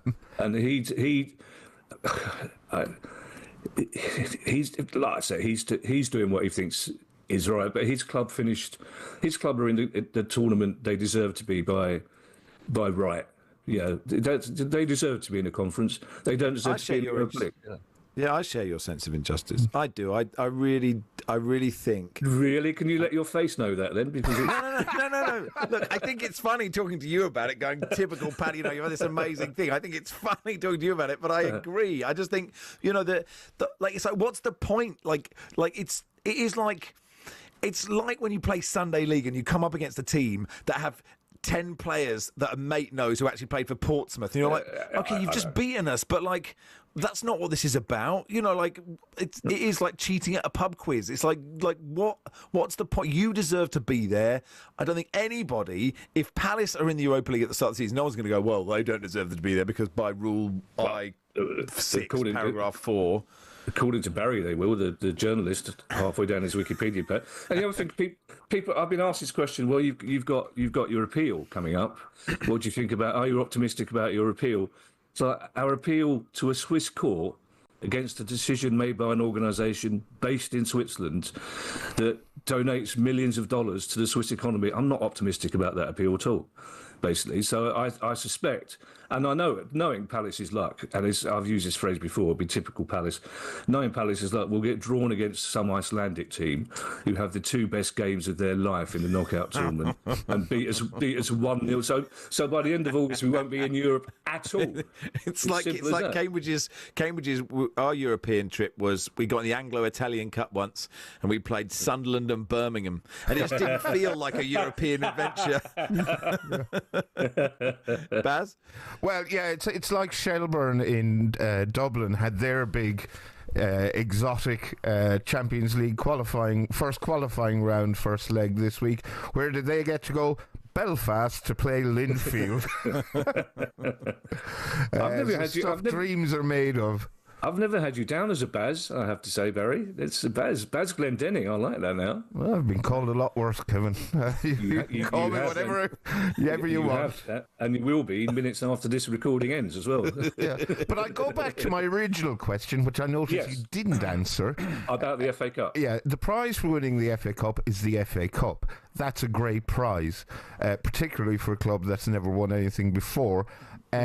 So you're still going to get your trips away. And the question I suppose I want to ask is, given that your incredibly bitter rivalry with Brighton started over, as I recall, a spilt cup of coffee and some loose change that was dropped on the floor, how bitter is the rivalry with Forest going to be going forward from this injustice?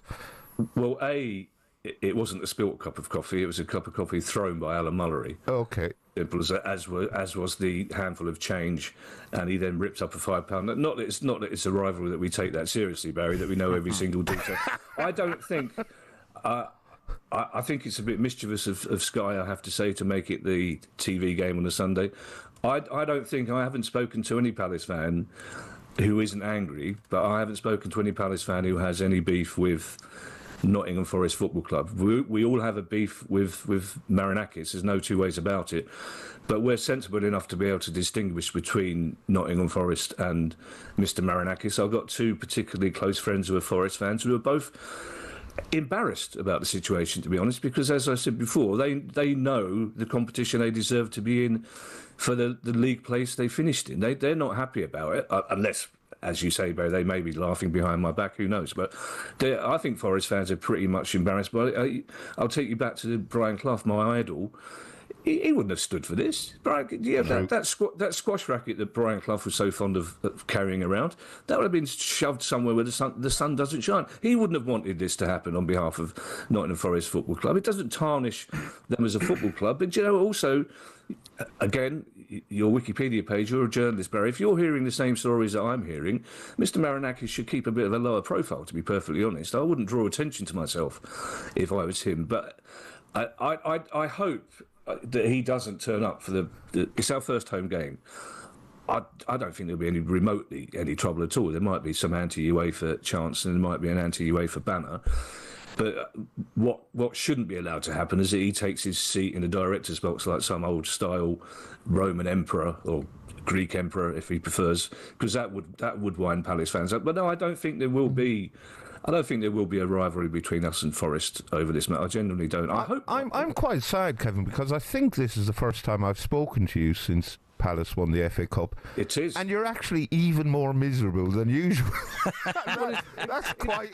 I thought it'd be a happy Kevin. We won the cup! Happy Kevin! We've just been unjustly thrown out of a tournament that we deserve to be in. Also, it's also been noticed that, of course, you didn't come anywhere near me the week after we won the FA Cup. I did try. You don't want Happy Kevin. I was desperate for Happy Kevin. I was desperate for Happy Kevin, but we missed our chance. Anyway, Kevin. Happy Kevin is in a gutter somewhere with a big grin on his face, incapable of public speaking. Hey, cheers, Kevin. Good luck. Good luck with the appeal. Welcome. Thanks, Barry. Kevin Day there. No worries. Lovely to have you on. Kevin Day there. The Price of Football podcast is very good. He does with Kieran Maguire, comedian and Palace fan Kevin Day. We'll do some Tour de France, or Barry will do some Tour de France in just a second.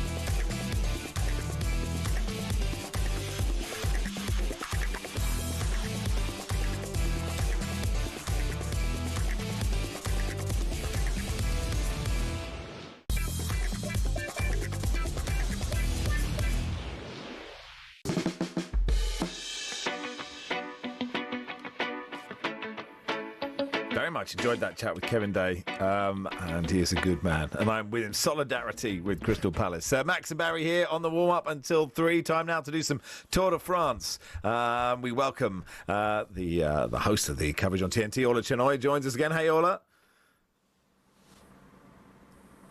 Hello, Orla. Like she froze on the Zoom I was just ready, Barry. Do you know what that's upset? Of all the guests to freeze on the Zoom, Orla was the one that saddened me the most, because I would have done a little bit, but I was just about to sit back for 10 minutes and just say, I deserve this. Let me do all the heavy lifting. Let you do all the heavy lifting. I deserve a tiny break. I believe she might be back with us now. Someone has thawed Orla out. She's back. Yeah, no, Hello, they're saying not quite. She's nearly there. She's almost there. She might be there in a second. And the trouble that we have now, Barry, if Orla isn't there, is this will be a very one-sided conversation about. I believe I'm gonna risk it. Do you reckon, Barry? Can we risk it? Do you believe in me? I believe in you, Max. I believe in me, and I believe in Orla tonight. Orla, how are you? I believe in you, Max. I'm very well, thanks. How are you? I'm really good, thanks. How is all the Tour de Francing going? The Tour de Francing is going very well. Thank you very much. It's been brilliant fun. It's a great addition to the tour so far. We've got the big two favourites that I was talking about last week. Still being the big two favourites. We've got their teams trading a little bit of beef back and forward, which is fun. So, yeah, it's been a good start to the tour. Yeah, talk to us about that needle and that beef, Orla, because Jonas Vingegaard and Tadej Pogacar, they seem to respect each other a lot. They seem to get on pretty well. But there has been some conspicuous needle between their two teams. What's going on there? You know what, Barry? It's a lot of fun, right? I've got to be honest, watching from the outside, because as you know, following professional cycling, sometimes it feels it's very, very polite. And when I speak to riders within the peloton, they assure me it's not that polite up close and personal. So they've allowed some of this to spill over ever so slightly this time around. So you've got the two big teams, right? And obviously on the road, they are hugely antagonistic towards each other because they're both going for the same goal. And they're the super teams of the peloton. They have the biggest budgets behind them with the biggest riders. And so it feels like Visma Bike in particular, which is the team of Jonas Vingegaard, who is trying to reclaim the title and win it for a third time. Feels like they're sort of getting into the head of Tadej Pogacar ever so slightly. Pogacar, the defending champion, three-time winner, is usually unflappable, right? He is a marketer's dream. But every day there's been a little bit of something coming out where he's having a little bite back, shall we say, as to what Visma Bike have been up to. So the other day he said, I don't know what their strategy is. I just don't understand it. They're biting back saying, well, it's good that you don't understand. Thank you very much. Then they come into a feed zone 2 stages ago. Now, a feed zone in cycling, it seems a bit ridiculous, right? They're riding for like 5 hours at a time. And there are only certain periods along the stretch of road where they're allowed to take bottles from the teams. So that's the only place you can get fresh water. And it's been, 30 degrees, whatever. And so every team is fighting for position on the proper side of the road to get close to their team who's handing out the bottles. And on the run into the feed zone the other day, we had a Visma Bike rider in front of Tadej Pogacar. He gave him a little bit of a shove. He said it was just a hand on the shoulder. But what happened was that the Visma Bike rider then was shoved out of the way and didn't manage to get his bottle. So Tadej Pogacar afterwards said, Visma Bike ride like they're the only team who need a bottle in the middle of a bike race. They need to show some respect. So the sports director of Visma Bike came back and said, well, same to you, Tadej Pogacar, if we're going to talk about respect.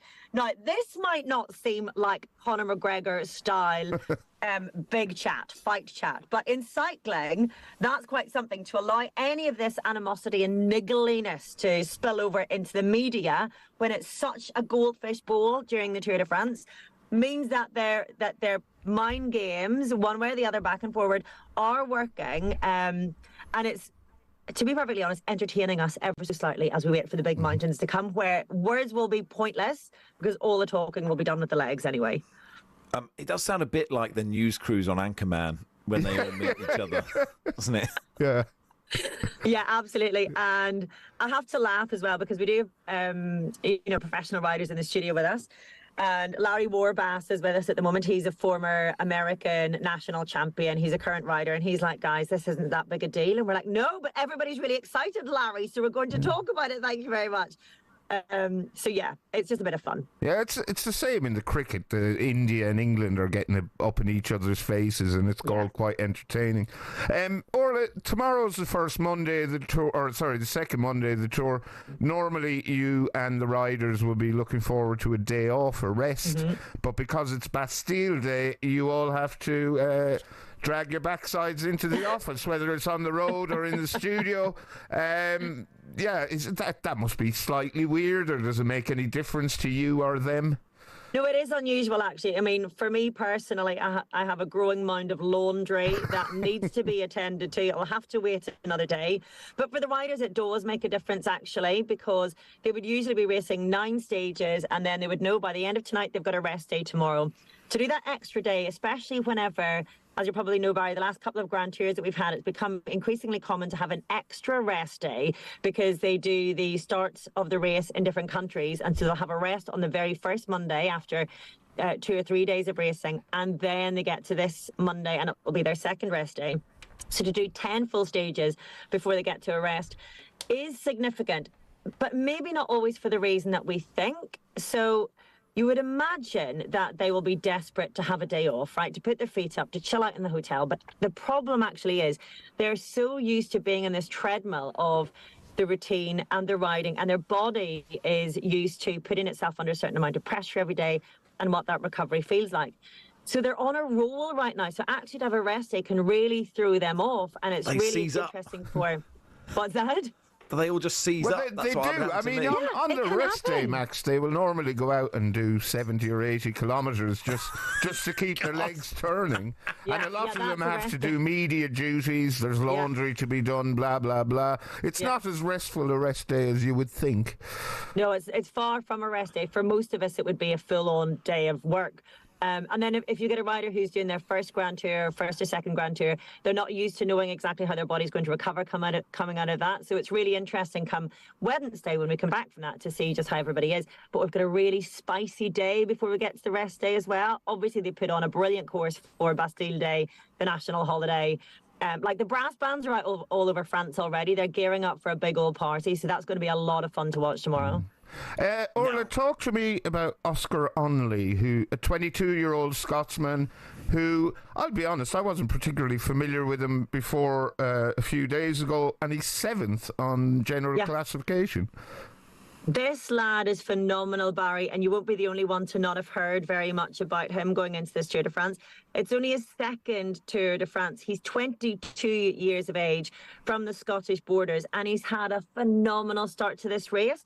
So we had a day a few stages ago where Tadej Pogačar sprinted to the line over Jonas Vingegaard, and it was just the two of them who managed to finish on the same time gap. Now, these, as I've said before, these two riders have provided the greatest rivalry in Tour de France history because of the number of tours that they've won between them. They are quite simply exceptional. The rider third on that stage was Oscar Onley. To be beating all the best in the world behind these two who are on a stratosphere of their own is phenomenal. So he's currently sitting in 7th. He's also riding for Team Picnic Postanel, who are struggling in the relegation zone right now. So every 3 years you get teams who are relegated and promoted, and they desperately need the points. There have been some who said, obviously, he can bring those points to the team and help to save the team. But actually, if they do go down, there's probably a clause in his contract that says that he would be able to jump ship to another World Tour team. So it's arguable whether or not actually it might be better for him, given the Tour de France that he's having, if he is able to jump to another team. But it's a well-established team. They're rallying around him. They're a really supportive team as well. So it's really beautiful to see. But I think for British fans, it's well worth getting behind this young lad because he is an exceptional talent. Hey, Orla, always good to have you on. Good luck with the laundry and enjoy the rest of the stage today. Thanks. Thanks, Orla. Thank you. Orla Chenoy there, host of TNT's coverage of the Tour de France. It's the warm-up on talkSPORT. Max Rushden and Barry Glendenning. 1 more hour, Barry. The 2 till 3 hour. Uncharted waters. What can we do? Can we manage it? There's only one way to find out. That's to listen to every single second of it.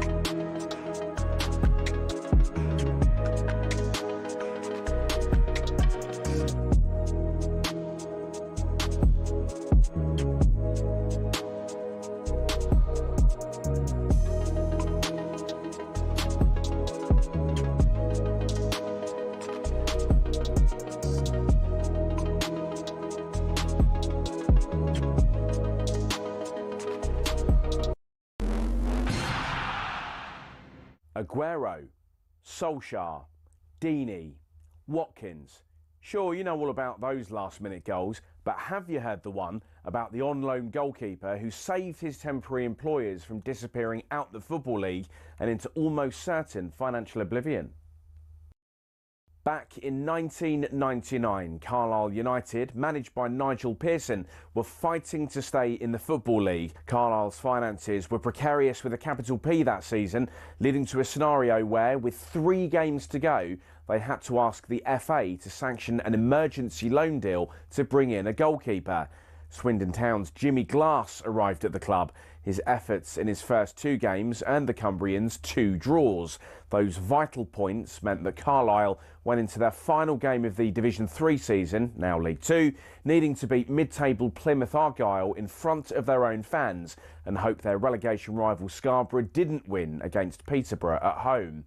The game at the McCain Stadium finished 1-1, and with the same scoreline at Brunton Park deep into injury time, Scarborough's fans invaded the pitch en masse, believing their Football League status was secure, convinced they'd done enough to stay up. However, there'd be one more plot twist. Carlisle won a corner in the dying seconds, and up came Jimmy Glass. In one of those you couldn't make it up moments, Glass scored from a rebounded header and was promptly swamped by teammates and thousands of fans who quite simply couldn't believe what they'd just witnessed. As for Jimmy Glass, he became an overnight celebrity, but he never played for Carlisle again, and his playing career never really kicked on after that defining moment. He took on various jobs outside of football before finding his way back into the sport as player liaison officer at Eddie Howe's Bournemouth, and most recently the general manager at non-league Wimborne. Not the fairy tale ending to one of the most Hollywood moments in football, but the name Jimmy Glass will live on forever as the scorer of that goal, arguably the most important in any club's history.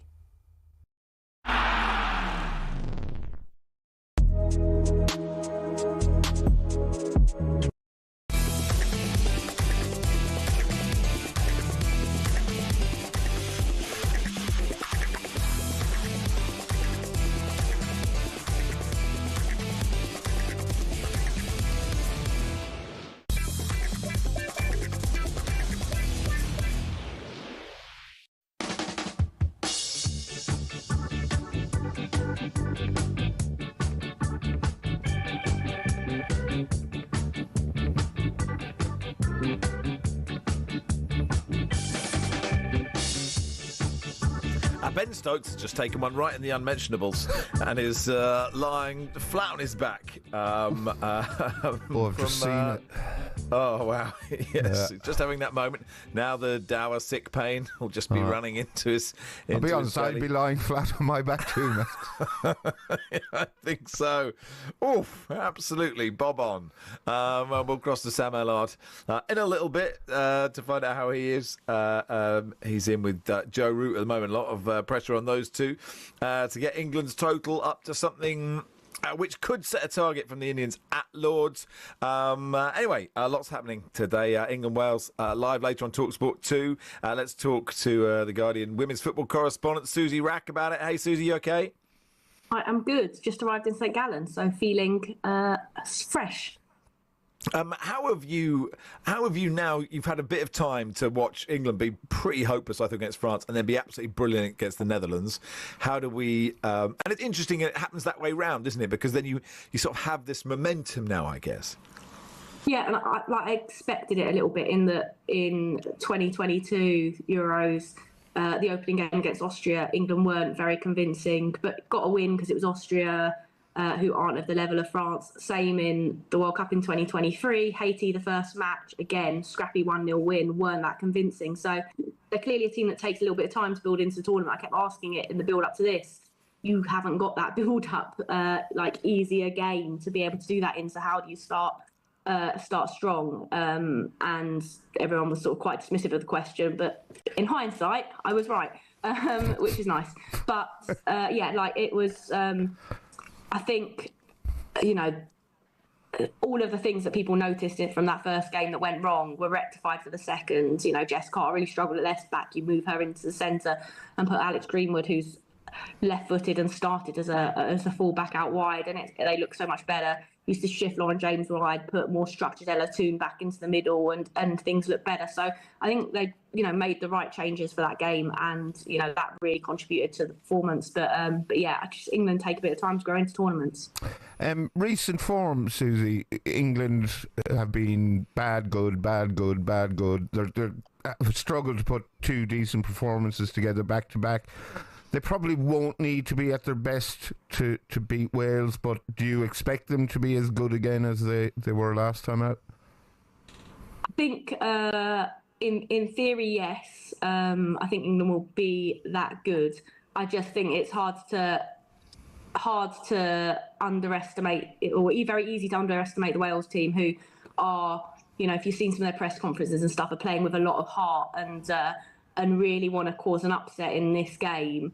And so there's not really much room for complacency. That said, whilst Wales have had fairly decent performances against France and the Netherlands early on, they don't have the sort of physicality amongst the group and the sort of long-time professionalism amongst the playing squad that means that they can last for 90 minutes playing at the sort of level of intensity they need to have to defend against a top-level side. So even if it goes sort of second half, 60 minutes or whatever, until England find a breakthrough, I think they will find a breakthrough, because those Wales legs will tire. Their outlet is Jess Fishlock, 38 years old. She's not got pace in her. Pace was never really her game in the first place. So kind of trying to play long balls to her doesn't really work in that instance. So then you're just reliant on sort of really, really, really resilient defending, and that's a big ask for 90 minutes against the England side that are physically capable of, kind of being at the top level across 90 minutes.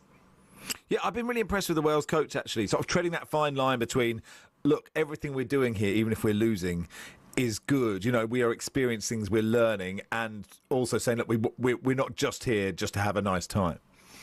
I think everything's been a little bit coloured by the success of the men's team, right?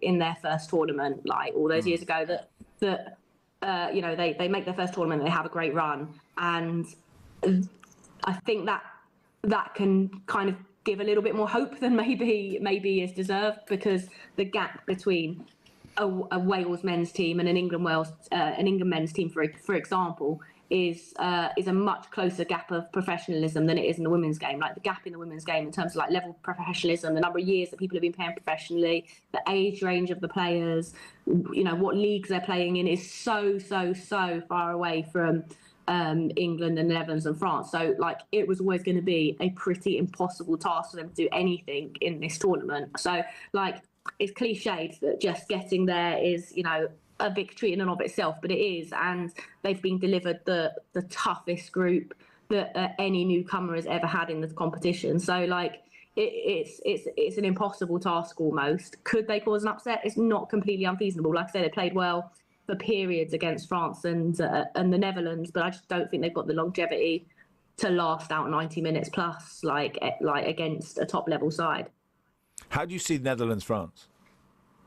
That's really interesting. I think it should be France that win that. The Netherlands need to win by, I think, 3 or 4 goals to be able to go through at the expense of France, as providing England win, which is a massive ask. The Dutch look really fragile defensively. If they push forwards, they're going to be punished. I think, where England were able to have so much success against Netherlands out wide is similar for the French. If you have Sandy Baltimore and Cascarino and some of their other really fast players out wide sort of running at them, they're going to really, really struggle. So I can't see anything other than a French win, but nothing is impossible. They've got a great side and very talented individuals. It's just not quite clicking for them at the moment as a collective. Susie, what would constitute success for England in this tournament? Because on the evidence of what I've seen, Spain are going to take some beating. Yeah, definitely. Before the tournament, I was sort of saying success is getting out of the group, which I don't think is what many people would necessarily see as success for England, given that they've, been to semi-finals for 3 or 4 tournaments in a row now. So I think you do a semi-final is sort of the minimum. And particularly if they finish runners-up in this group, the route to the final is much more straightforward. They're in the opposite side of the draw to Spain if they finish runners-up. So in theory, the route to the final is a much cleaner run. And then I would say that, anything other than a final will be a big disappointment. But at the same time, I'm slightly kind of bigger picture about it, in that not everything can go upwards in a straight line forever. Like, it's just not the way things work, and there's a natural ebb and flow to the life cycle of teams and stuff. And like, I think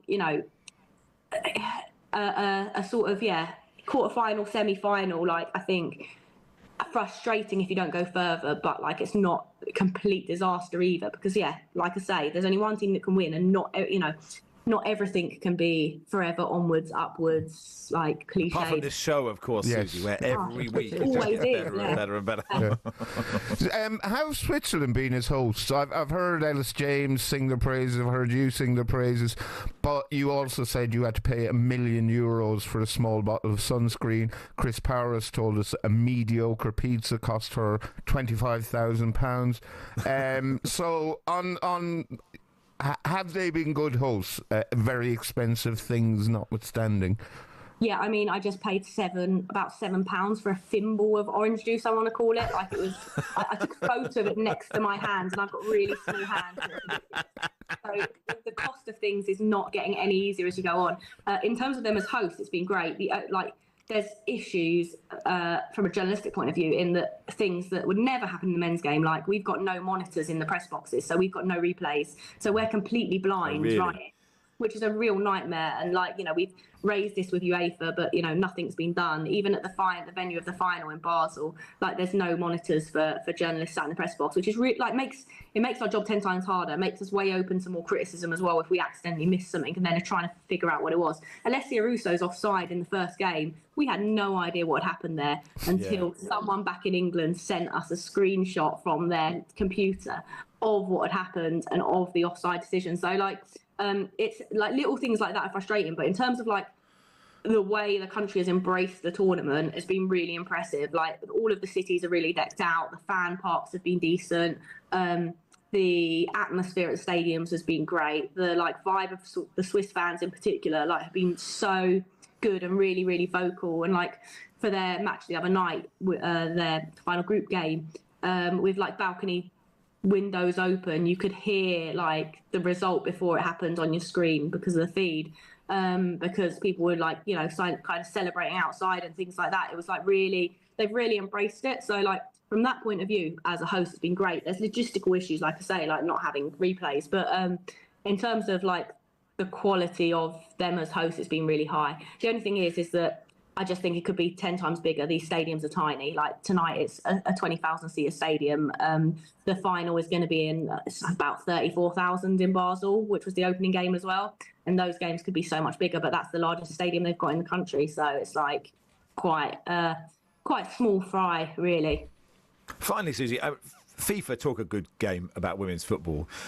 How frustrating is it for you that the Club World Cup final is on, the men's game is on exactly the same time? So, your average football fan has to make a choice now whether to watch England, Wales or PSG versus Chelsea, or at least, double screen it. Yeah, it's annoying. It's and it happens over and over again. It was the same with the Women's Champions League final and the men's FA Cup final last year, I think it was.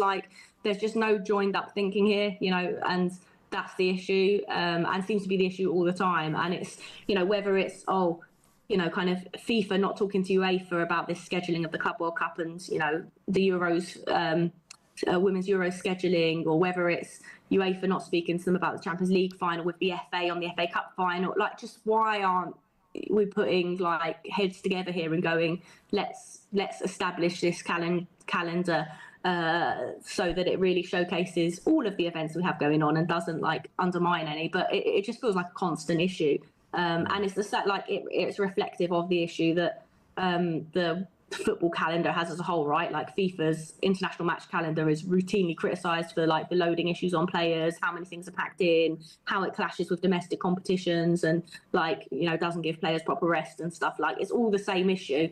They need to be looking at holistic approach for player welfare, but also from a broadcast point of view, how do you maximise attendances and audiences for women's games as much as you do the men's games? But they don't have those, or if they do, there's no resolution to those conversations because everyone's too me as an organisation to actually back down, which I think is like a shame and frustrating, and undermines a competition that matters, right?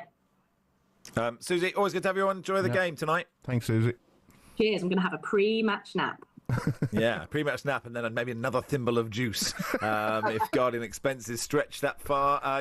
Tonight, England versus Wales is on talkSPORT 2, 8 o'clock kickoff. Also, you can download the latest episode of After the Lights Go Out wherever you get your podcasts. If you just search talkSPORT. Former Newcastle Sunderland striker Michael Chopra. Dominant theme of the interview is battle with chronic gambling addiction, led him into serious debt. In this little bit, he tells Leon McKenzie and Steve Harmison about a time when gangsters showed up at the Ipswich Town training ground demanding money. I was getting text messages in the morning saying we come to the training ground, so when I'm training, I'm looking about. I can't focus, do you know what I mean? There was a guy standing there pretending to get an autograph, and he was telling me, listen, you better get in the club and sort that money out now.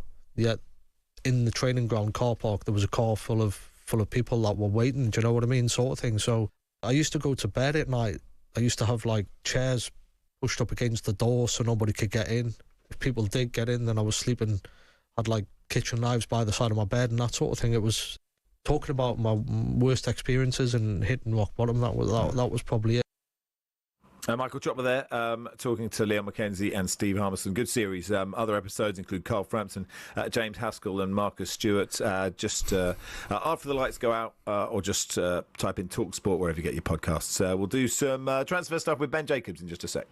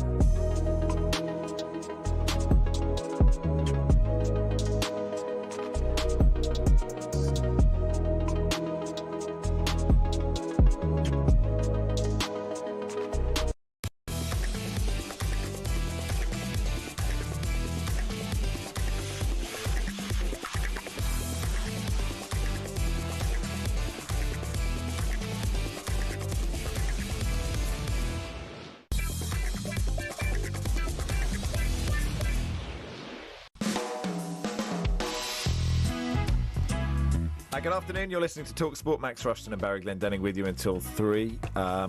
Guess the attendance will be a little bit earlier. Justin Morehouse joining us in about 15 minutes' time because for the last quarter hour of the show we will be at Deepdale. John Dunn reporting on their obviously Liverpool's first pre-season game, first game since the tragic death of Diogo Jota, and so we will take the minute silence there at Deepdale when it happens just before 3 o'clock. Right now, though, let's do some transfer stuff. We talkSPORT reporter and someone who does a lot more work than me and Barry, certainly on transfers, and knows a lot of things. Ben Jacobs joins us. Hey, Ben, you okay? Good afternoon. Don't put yourself down. Work ethic, magnificent. 10 out of 10 for both of you. Thank you, Ben.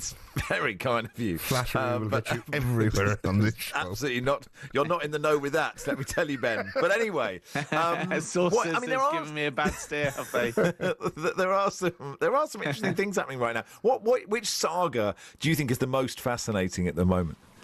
I think it has to be the Victor Gyökeres one because there's so much tension and all sides are grandstanding. So backstory is there was this pact between Hugo Viana now at Manchester City and Victor Gyökeres allowing him to leave for €70 million. Viana goes to Manchester City. Sporting say that they want more. Gyökeres has got a release clause. Sporting say come back to pre-season. Gyökeres says no. And now we have this battle where Arsenal are trying to get the deal done for in and around 75 million euros. Sporting are saying they want 70 million fixed plus add-ons, taking the deal to 80, maybe even higher. And yesterday, the Sporting president issued a statement saying if Arsenal think they are, quote, geniuses by allowing Gyökeres to go on strike in the hope the price will drop, then they're mistaken. And maybe I'll just keep him for 3 years and make sure the contract runs down. So now we've got this standoff where Arsenal are hoping because the player wants out, they're going to get the deal done. They're optimistic. Sporting are grandstanding and saying nobody's going to push us over, and Gyökeres is refusing to train and waiting to see if he can get his dream move to Arsenal. There are so many egos involved, aren't there? And is it as simple as, sort of owners not wanting their nose out of joint, or trying to look like, I guess it's a bit like Forest, right? Trying to look like they are doing what's right for their club? Or do you think genuinely people say this isn't enough, or we want this person to stay, you're contracted? Because really, once a player says, I don't want to be there, it's not really that useful to have them there. Yeah, I can't think of many instances where a player really drives the move with this severity and doesn't get the move, assuming the buying club have that player as their number one target. Arsenal are interesting because Andrea Berta has got other striker options. But if you think of Wesley Fofana, drove his way out of Leicester to Chelsea.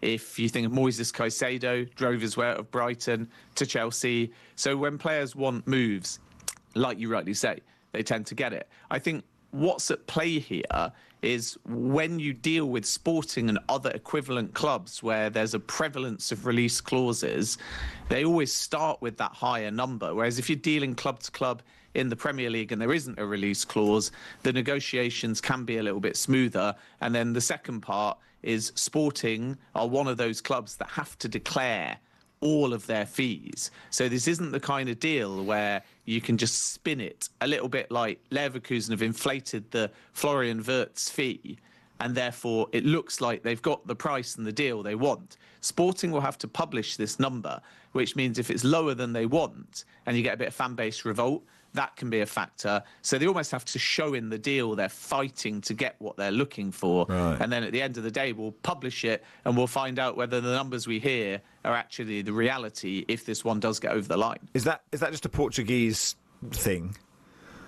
It can basically be down to the nature of the club. So like Manchester United, who are SEC related, when they do a business transaction, they have to declare the numbers, which is why we know the final figures for Jim Ratcliffe's investment. With Sporting, it's similar, and they have to declare publicly because of the listed company status. And all of these fees, therefore, are basically issued in a press release shortly after a deal is done. It's the same with Galatasaray and Fenerbahce in Turkey. So there's no hiding from the true reality of the fee.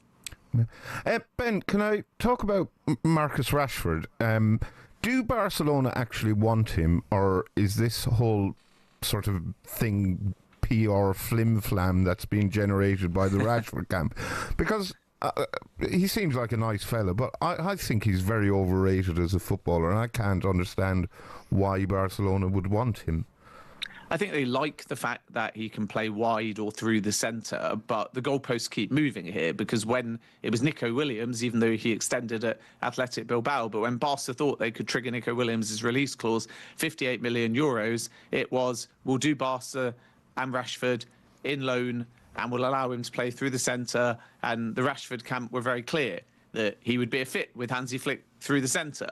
Then we saw Williams extend, and suddenly Rashford's back to a wide left attacker, and it's a permanent deal. And because Williams has not come off and Luis Diaz is very hard, there may be a possibility where Barca genuinely do move for Marcus Rashford. But it's obvious through that whole saga, which is why the context is important, that they've had other targets first. So Rashford, I think, is being made to wait. It's not to say the Barcelona interest isn't genuine, but it's absolutely clear they've tried for other targets first. So now we have to wait and see this transfer that Rashford dreams of, whether it's actually going to come off or whether Barcelona are indeed just almost filibustering in the market to work out who they can get, knowing that if they really want Rashford, he'll wait. And they're in a very strong position there for Barcelona, because they know the player is just prepared to have a few weeks pass and say, if you think you can get this one done later in the window, I'll dig in my heels. The challenge Barca have for Rashford, and even Bayern if they choose to move, is Manchester United are adamant this has to be a permanent transfer, and they still want 40 million. And given Barcelona's issue with Nico Williams was they couldn't register him because they couldn't make the wage space, there is a clear sign from Barca that they did have the actual physical money to trigger the Nico Williams release clause. The issue is registration, not funding. And that Nico Williams release clause was 58 million euros. So now if Barcelona come back and say we want a Rashford loan, Manchester United are going to say, if you had 58 million euros, that's more than 40 million quid. So pay the 40 million quid or there will be no deal. And I think Barcelona like Rashford on loan, but I'm not so sure that they're prepared to invest 40 million to get this deal done. Will Morgan Gibbs-White be a Tottenham player soon? Well, it's like we said before with Victor Gyökeres, another interesting saga. If the player wants the move, it becomes quite difficult from Nottingham Forest's perspective, but we know that Forest fight their cause. We've seen that also with their complaint regarding Crystal Palace that may well see them upgraded to the Europa League. Gibbs-White is waiting for permission. Nottingham Forest have written to the Premier League and they've informed Spurs. And in essence, they're saying you would only know about this 60 million release clause if you came through the front door and spoke to us. So if you're prepared to trigger a clause and you haven't spoken to us and we've not told you about it, you must, in Forest's eyes, have learnt about that clause through a different means. And that is not by the book in Forest's eyes. Tottenham deny any wrongdoing. They remain optimistic. I still feel this deal can be done and will be done, but it's on Forest now because Tottenham do not have permission to even engage with the player right now to attempt to formalise this. So the two clubs are either going to have to agree something, and maybe it's a case of something around the release clause, because obviously if Tottenham want this to all go away, they can, instead of waiting for Forest to either drop it or resolve it, just actually make another offer and see whether that's good enough, but they'd have to go higher than the release clause, or they can just see whether Nottingham Forest will actually understand Gibbs-White wants the move, he wants to play for Thomas Frank, he wants Champions League football, and all that maybe results is a little bit of grandstanding, and finally the move goes through. So it would still be a surprise if Gibbs-White is not a Tottenham player, but it's really all on Nottingham Forest, because Tottenham haven't received the actual legal action that they know might be coming, so they're trying to understand whether this is just a move to kind of get a bit more money or have a bit of a fight to show that they were trying to keep Gibbs-White, or whether actually this threat of legal action is going to become a reality. Because right now Tottenham are aware of the complaints of the Premier League. They're aware that Nottingham Forest are exploring legal action, but at the time we're live, they don't have that legal action. So if that legal action doesn't materialise, then maybe it's a sign that Forest just want a bit more money, or they want to fight to show they tried to keep their player. But at the end of the day, you made a great point. When a player wants a move, eventually the end result is usually the player gets that move.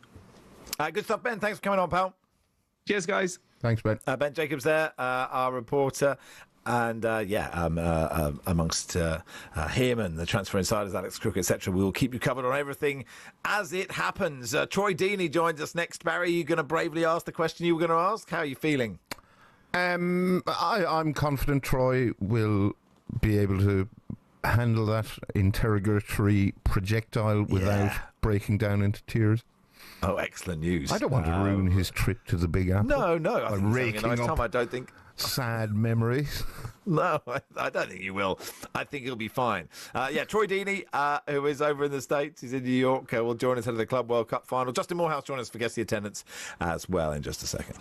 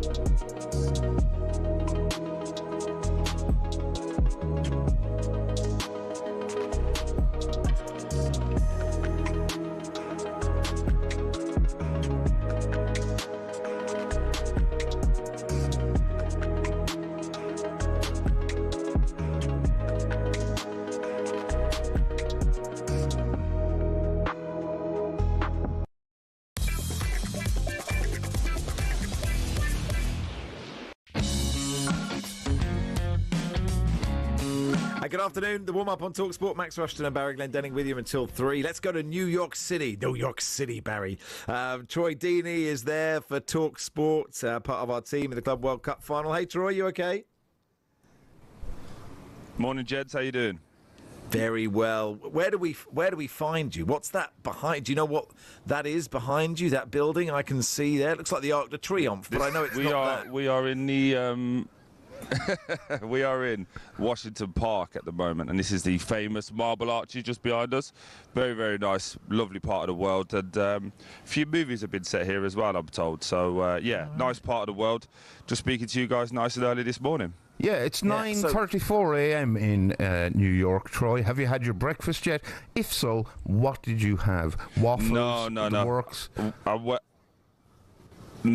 wait till 11 o'clock because I've eaten way too much out here. So we've had pancakes, we've done diners, done too much ice cream. Yeah, we've had a lot. We've been doing well on the talkSPORT budget. That's all you need to know. I was going to say, are you working, Troy, or is it like a holiday with the odd football match thrown in?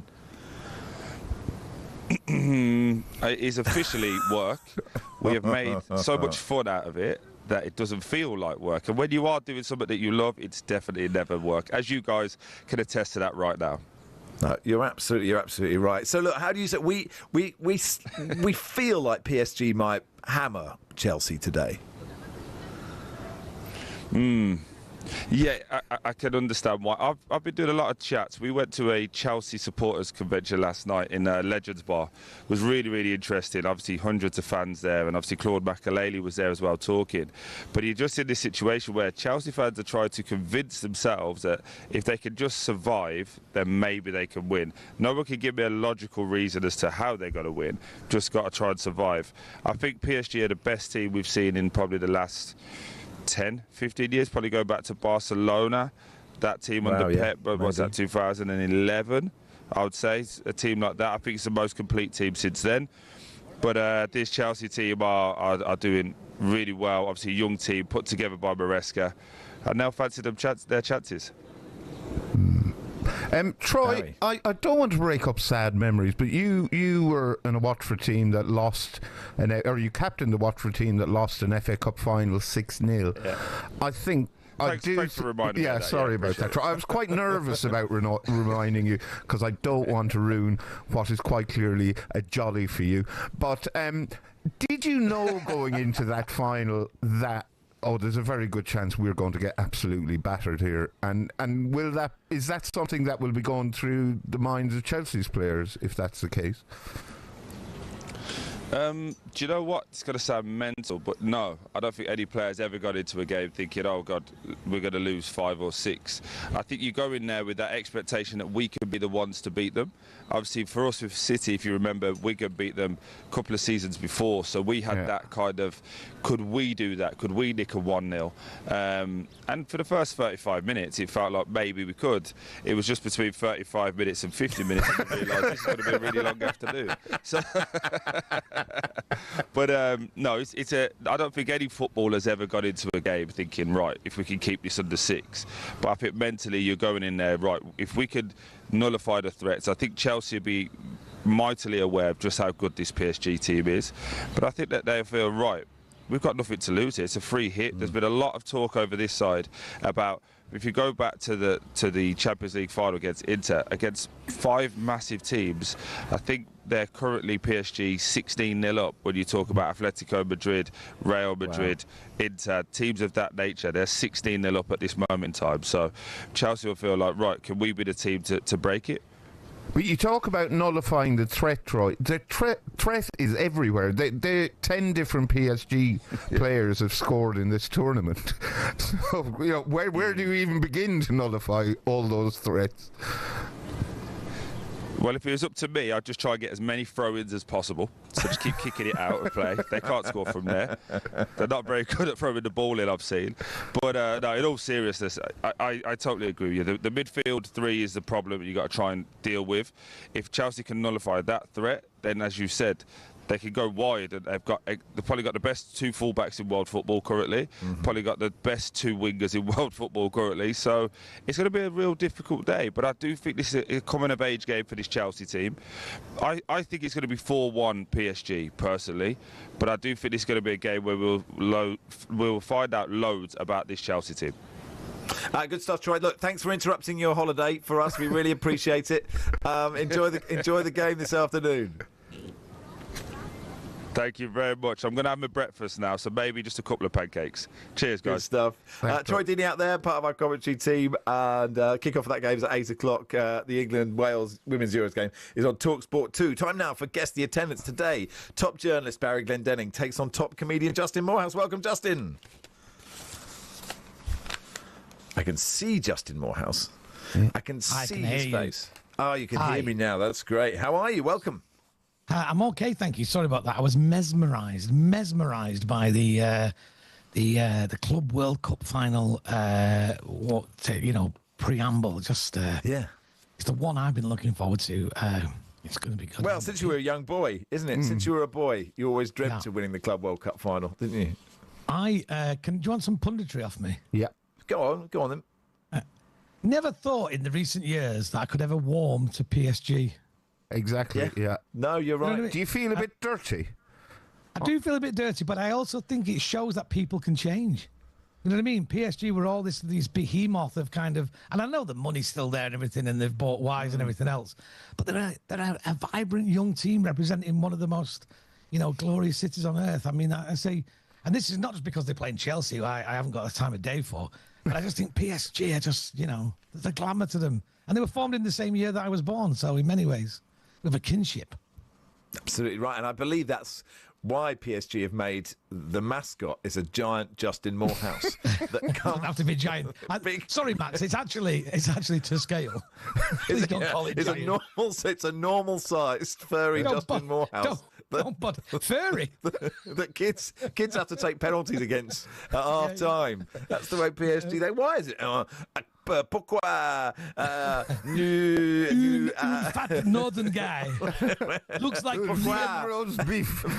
Monsieur Morehouse. Looks like Liam Ethnol ahead of Giggs.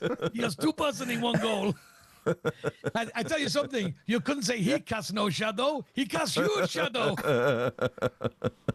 The Stadion Wankdorf, Luliana Elena Dimitrescu, referee. No, we're better than that. I mean, we're obviously not. Let's have a moment, everybody. We'll all have a moment. Yes, that's what it's called. That is the kind of thing, like when a mum stubs a toe.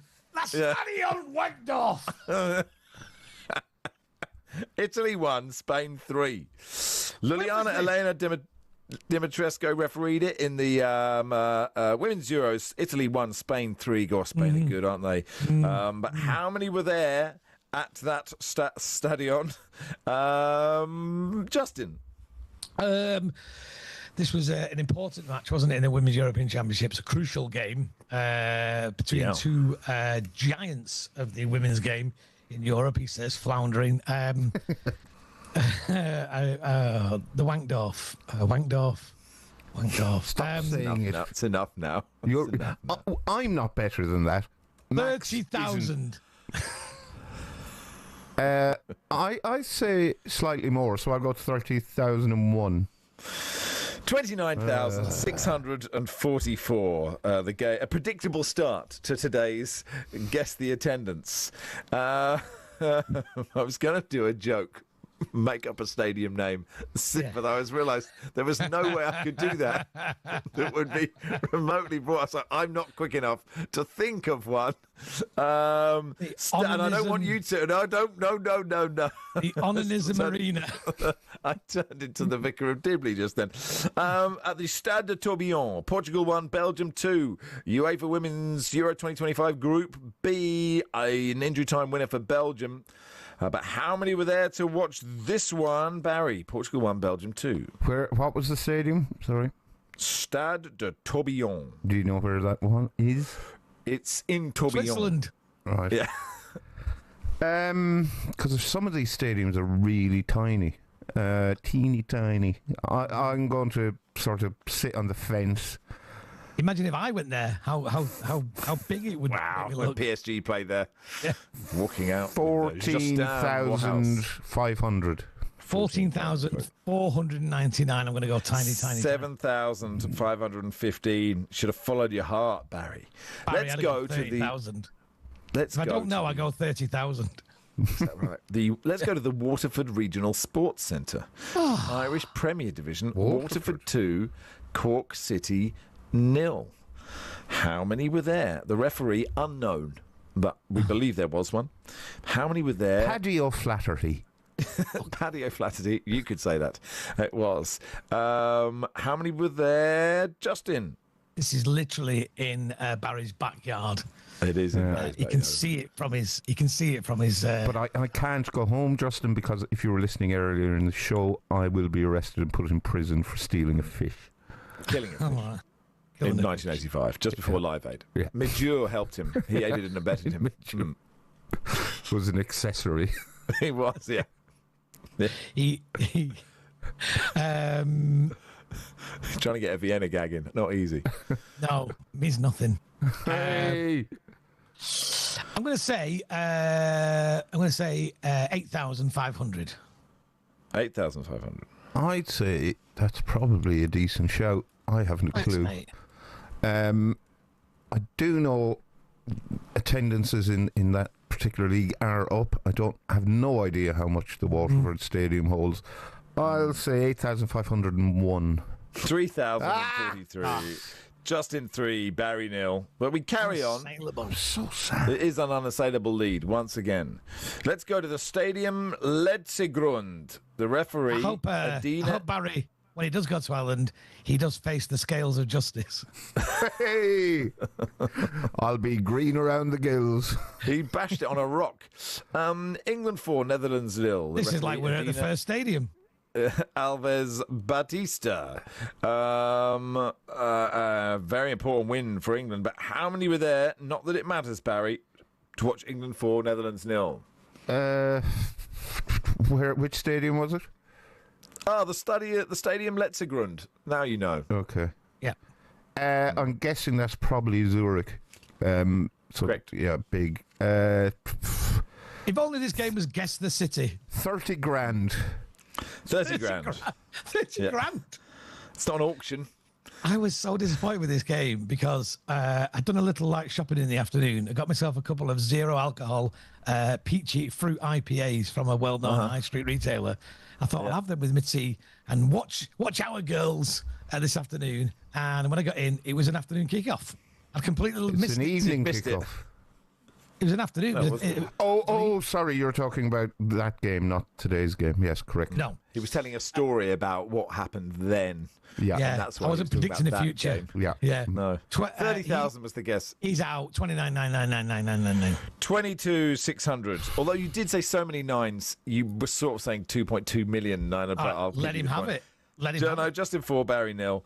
Finally, in the Carnegie Fuel Stadium at Glebe Park, Dan McFarlane of Scotland refereed Brechin City 0, Falkirk 7 in the Scottish League Cup. Hat-trick for D. Tate. Arfield got 2 and MacGyver got another one. MacGyver? Yeah, he did in the last minute. MacGyver came in an armoured car and got the last one. How many were there, Justin? Brechin City in an early season game. Can you believe they're playing Scottish League Cup football already? Is back, thank goodness. I'm going to say this is almost Highland League level attendances. I'm going to go 899. 899. Barry. 898. 1,003. Final score. Oh, God. Justin 5, Barry 0. Thank you, Justin. We're not on next Sunday. I don't know. Some people might want to play with you, but we're not here. So you can choose. Barry's on holiday. I'm going on holiday. We're on holiday. And Max is on holiday. Not together. Separate. We're having a break. We have separate lives. Well, no, we he has a life. I just bumble along. Hey, we're all from one day to the next. We're all just bumbling along, Barry. Don't put yourself down. Anyway, we'll speak to you soon, Justin. Of that, there is no doubt. Yes. All right, take care. Look after yourself, everybody. Thank you. It's a big day we're on here. Justin Morehouse there. As always, guess the attendance. Max Rushden, Barry Glendenning with you until 3. We're going to go to Deepdale in just a second. John Dunn is there for talkSPORT. It is obviously Liverpool's first game, the first pre-season game and first game since the tragic death of Diogo Jota. So we will talk to John about that. Arne Slot's said some pretty incredible things. Obviously been some really powerful pictures that you would have seen over the last few days. They're going to sing You'll Never Walk Alone. There's going to be a minute's silence and we'll try and cover it all in the next few minutes.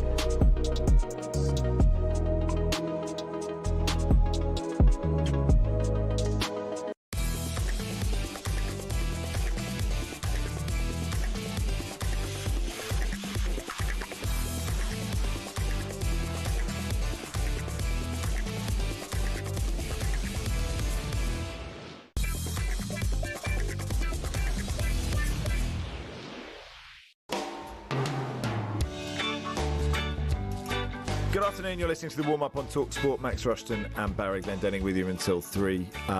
Let's cross to Deepdale. It's Liverpool's first game in pre-season, first game since the tragic death of Diogo Jota and his brother. John Dunn is there. John, we can hear a lot of applause right now. And just to say, when they play You'll Never Walk Alone, just shut us up.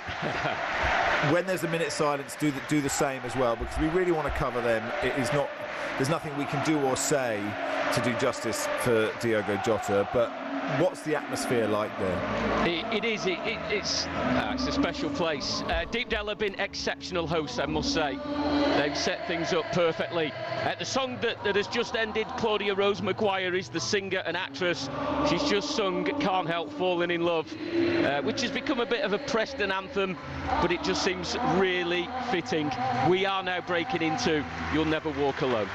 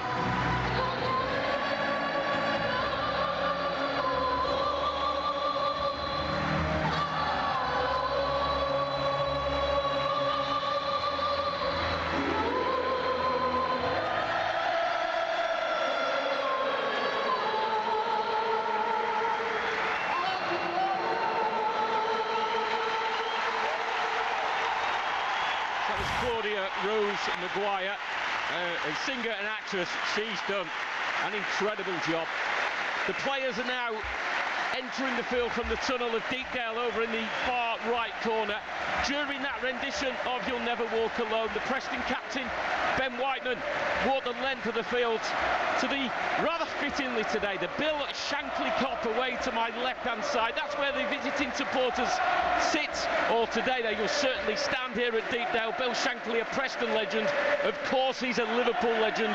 So fitting that 5,000 Liverpool fans are there, and they greeted Ben Whiteman with applause as he placed a wreath just to the right side of the goal in front of those supporters. I say there's 5,000 Liverpool supporters, there's many more. There are red shirts all around Deepdale. Just to echo again, Preston North End have been exceptional hosts. They put on a really fitting tribute that will continue with a minute's silence. They put together a commemorative programme to celebrate the lives of Diogo Jota and his brother Andre Silva, who so sadly passed away tragically 10 days ago. Max, you mentioned earlier the words that were released this morning from Arne Slot. They'll always carry Diogo Jota with them. They're thinking, of course, of his family, his parents, and yeah, nothing really compares to a game of football. But he did say, we are a football club, we need to play again, but we'll do it Diogo Jota's way. He was always honest, and he wants his players to be honest. If they want to laugh, they can. If they want to cry, they can. If at the minute they don't feel like training, then maybe that isn't the right time. But it was important today. They got back onto the field in what have been very difficult times. We've seen the tributes at Anfield over the last 10 days. We've seen them around the world. We've seen the talk of the moment, the Oasis gig, and again Diogo Diogo Jota and Andre Silva were remembered during those significant occasions that have been going on. And now we've got both sets of players are starting to gather around the centre circle on what is a glorious sunny day at Deepdale, where we remember the two lives of Diogo Jota and Andre Silva. Diogo Jota and his brother Andre Silva, following their devastating recent passing. It will begin and end with the referee's whistle.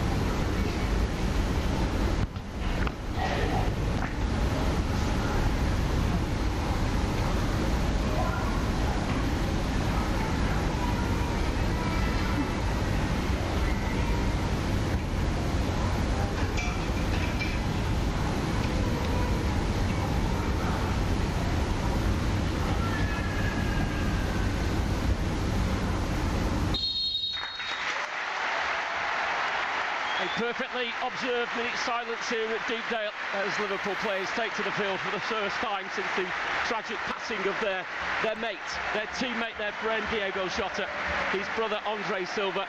Despite a capacity crowd at Deepdale, you could hardly hear a pin drop. Liverpool also announced this week they will retire the number 20 jersey of Diogo Jota, but so many supporters have got his name and number on their shirts as they've made their way into the stadium this afternoon. There is a game updates will follow throughout the afternoon on talkSPORT, but again Preston have played magnificent hosts as we remember Diogo Jota and his brother Andre Silva. Thanks, John. I'm not sure I could have articulated it as well as yours, as Arne Slot did as well. I'm not sure there's anything we need to add, Baz.